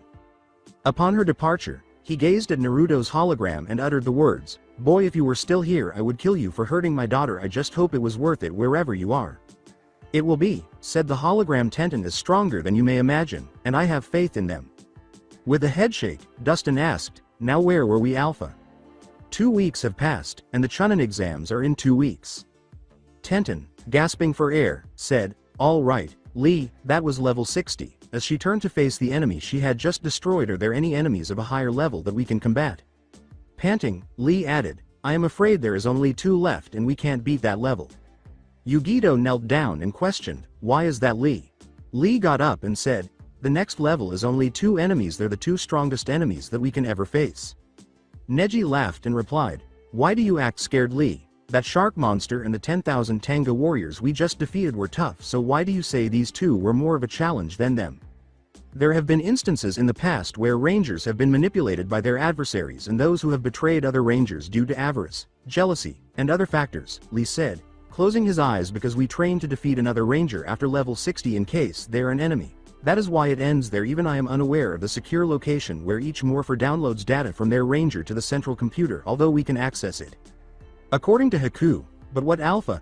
Lee stated, to gain access to the information of other Rangers on their skills and enemies we would have to fight 2 leaders of the Power Rangers that are from our world. According to Alpha, the computer won't hold back, so you would have to defeat the Gold Ranger Tommy and the Wind Ranger Naruto. They will use all of the information the computer has about them to attack you. As everyone gasped, Tenten muttered, Naruto-kun. Haku replied, I know how much everyone here cares for Naruto-kun, but if we are going to stand a chance we need to know our strengths and weaknesses. Tenten said, she's right, as Lee cast a downward glance. The only 2 of us who have taken action against Raven are Tommy and Naruto-kun. We must ascertain his capabilities if we are to have any chance of defeating him. I, Alpha said. Yes, Rangers, he said, tapping in the orders. Tommy and Naruto both appeared, looked at the Rangers, and changed into their Ranger forms before both of them vanished, and the attacks sent the Rangers flying after they were blown away by the strike of the Gold and Wind Ranger. The Rangers' view of the scene changed to resemble Konoha. After 30 seconds, Yugito, Lee, Tenten, Haku, and Neji were all deformed and grasping their shoulders or chests on the ground. Yugito exclaimed, what the fuck just happened? That is Naruto and Sensei's actual skill levels. Lee stated, I said we couldn't beat them because of this. Both Naruto and Sensei were Rangers for life at the age of 9. Naruto-kun was at level 60 after that, he only got better. Please stop talking about him, Tenten snarled. This isn't making us stronger, Neji stated. We must repeat the process. Moments later, Tenten and Lee morphed after Yugito and Haku said, right. The day of the finals is skipped while the Rangers waited in chairs in the command center. Alpha was scanning the viewing orb for threats. This is the part of a mission that I always hated, Yugito said, closing her eyes. The waiting, I am constantly wondering if they will or will not arrive. Will we fall, or are we prepared? Defeat is guaranteed if a warrior does not have their heart ready for victory. The Naruto hologram declared, remember why you are fighting and reflect on how you got here. You will find the strength to prevail if you do that. However, keep in mind that assistance can occasionally also come in the most unexpected forms. I hate when he gets all philosophical, Lee remarked, shaking his head. What do you think he meant? Asked Haku. Isn't it evident?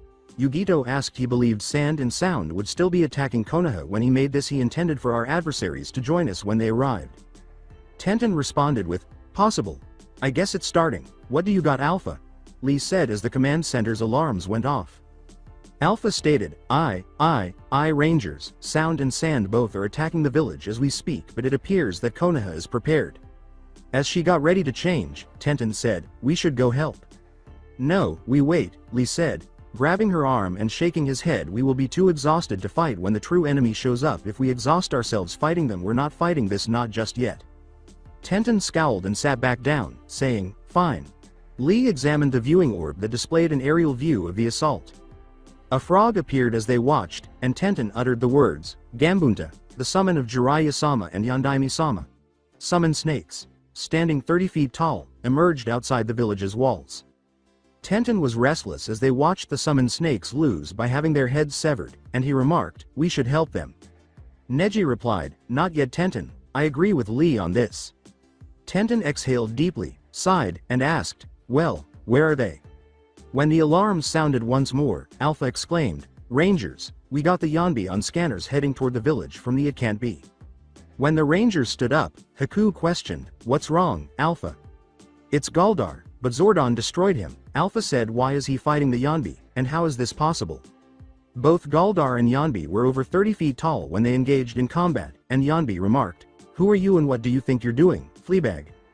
When Galdar swung his sword at Yonbi, the latter leapt back, grabbed a few trees, and threw them at Galdar, who sliced them in two and sent them flying into the air. Galdar then grabbed Galdar, flipped him on the ground, and jumped on his chest before being pushed away.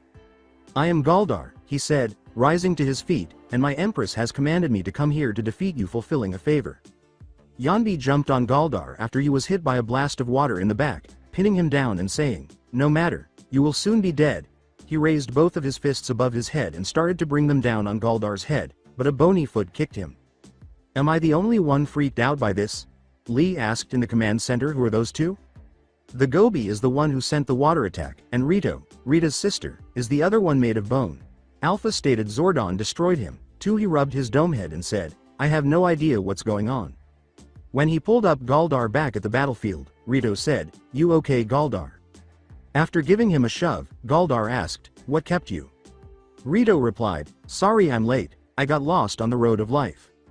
All of the Rangers are criticized in the command center. Kakashi sneezed while throwing a kunai in Konoha, and it struck him in the nuts rather than the heart. Rito said, come on boy, come on, want a bone, as Galdar slapped his head and charged at the Yonbi, slicing him twice across the chest. No matter, let's show these two what evil can really do. With a drop of perspiration, Gobi declared, I'm a whale horse idiot. Are you sure? You look like a dog to me? Rito asked, turning his head to the side. Gobi spat more water at Rito, who brandished his sword in front of him, charged at him, kicked him in the head with a high knee, grabbed his tails, and started swinging him in a circle before hurling him into the air, scratching his head and asking, what was I supposed to do again? Rito stabbed the bone protruding from his elbow into the side of Gobi's head, killing him, and said, now I remember. Gobi then fell on top of him. In an attempt to retrieve his bone from Gobi, Rito said, hey Goldie, a little help here. Yeah, let's leave, said Galdar, after slicing the Yonbi in the heart with his sword. Our job is done, he said, drawing his sword from the Yonbi, snatching Rito as they both departed in a flurry. Well, there is some good news. I think the Yonbi and Gobi are dead. Ichibi, Nibi, Sanbi, and Kyubi are locked up here, so that means all we have left is Hachibi and Rokubi, since Alpha said the Shichibi is off-world already, Neji said as the Rangers in the command center were all perplexed. Tenten said, or not, as they glanced at the monitor after the alarms went off once more. All three are attacking people at the village's gates. I believe it's time for us to join the battle. It's time to change. After transforming, the 5 Rangers departed and materialized at the main gates in a variety of hues. Well, look what the cat drug up, Hachibi said. The Wind Ranger is where? Huh? As Blue screamed and lunged towards the Hachibi, the Hachibi's tail slashed across her chest. That was nearly as strong as Naruto hits, Blue said as she slowly stood up, holding her chest. Let's do this, said Yellow, drawing out his nunchucks and charging at Hachibi with the Black Ranger. However, Hachibi and Rokubi attacked them both. As it spat acid at a few buildings, causing them to dissolve, Shichibi yawned and remarked, "This is boring, let's cause some destruction." As she charged the Shichibi, who ducked the blows and used his tails to be slashed by the crystal sword she was wielding, Crystal said, "This isn't going to work, we need to use teamwork. Tenten, cover me. Lee, Neji, Yugito, attack the Hachibi and Rokubi while we deal with the Shichibi. Ready, break." When Blue saw this, she charged with her bow as well and started blocking the tails, which allowed Crystal to fully cut off 3 of them before they were knocked away. The 3 other Rangers came rolling across the ground as they were doing so, and the sound of an explosion caught their attention. Weakly, Yugito stood up and uttered, "Damn, that hurt." Tenten began to move when a voice said, "Of course it does, Rangers. Pain is the way of life before death." Haku grabbed her and said, "Stop, we can get him later, we have to stop those 3 first."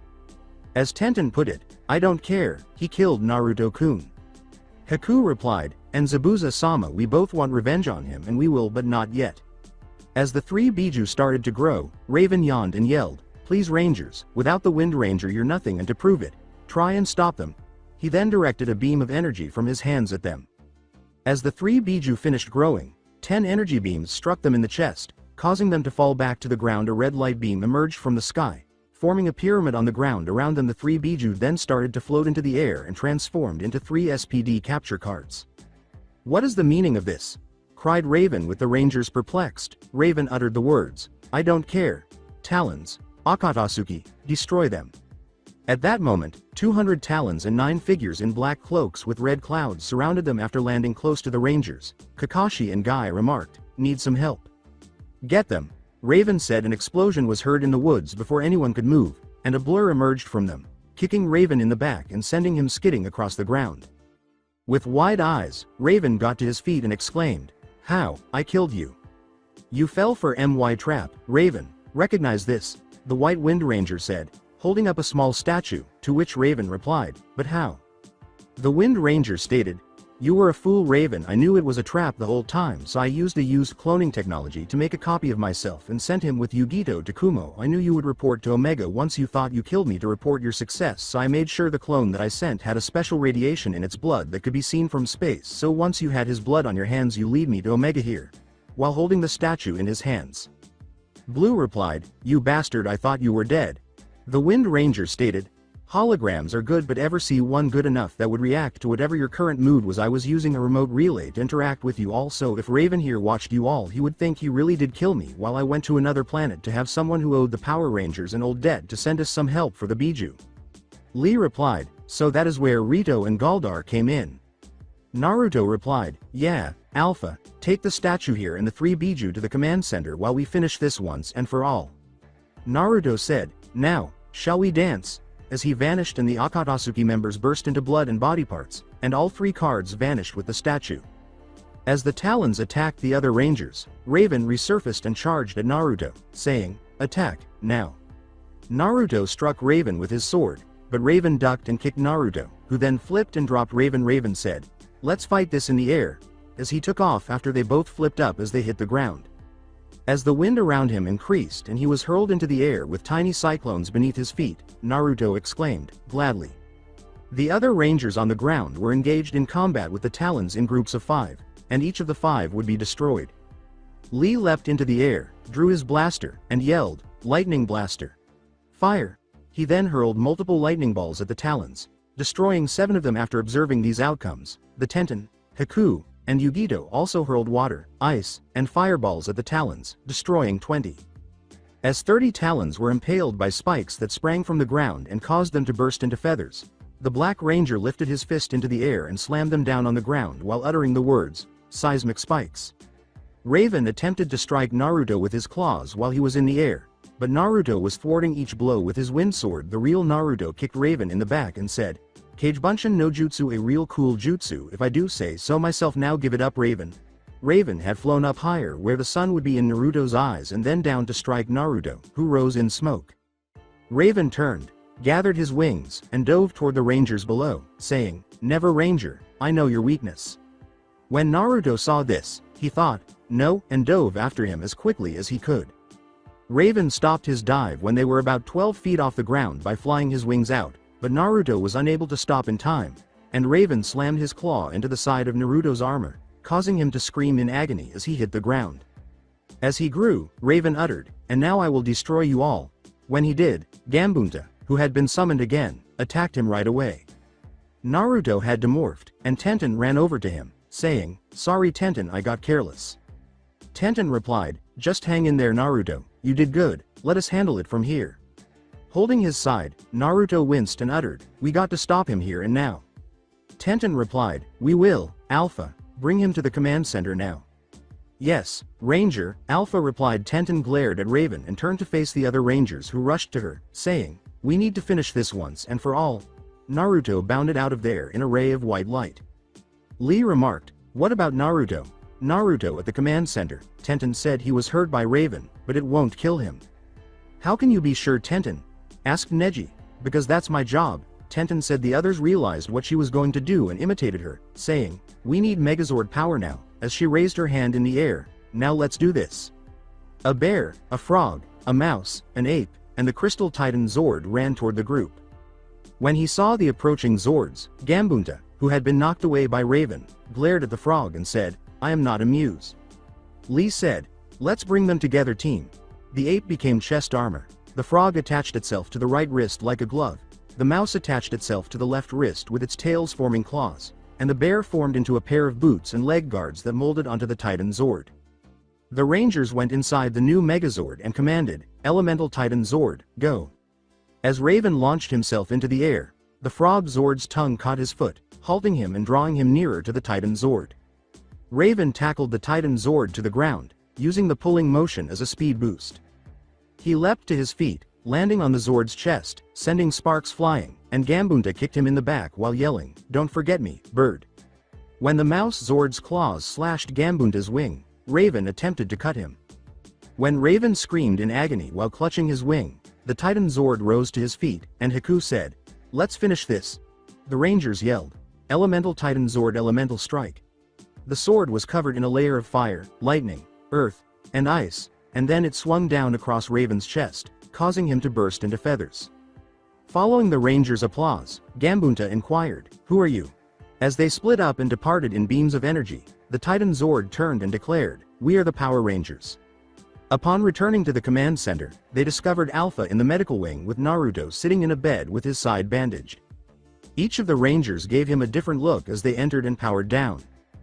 "Damn it Naruto, do you have any idea what kind of hell we went through when we thought you were dead?" Lee said, glaring at him for a few moments before slowly breaking into a tiny smile. "I'm only one person, Lee, so I can't be there every time you and the others need me," Naruto remarked. "Before someone else can save you, you may need to learn how to save yourself." Lee replied, "I know, but saving us and leaving us are two different things. I'm just glad you're alive."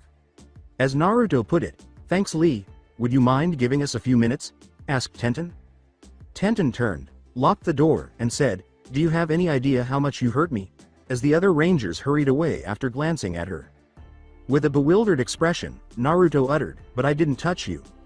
"I'm talking about my heart asshole," Tenten said, slamming her fist into his face. "I believed you were no longer alive in an attempt to exact revenge. I went on a rampage and destroyed people.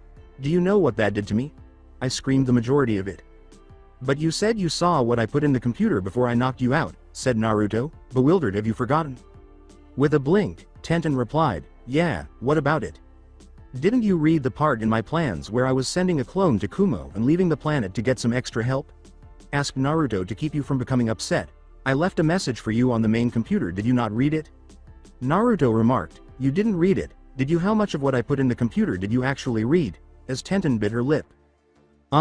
Said Tenten. "Tenten, I suppose the only thing I can do since the warranty on you is out is deal with you," Naruto said, giving himself a head slap. Tenten gave him a playful slap on the arm and said, "Hey."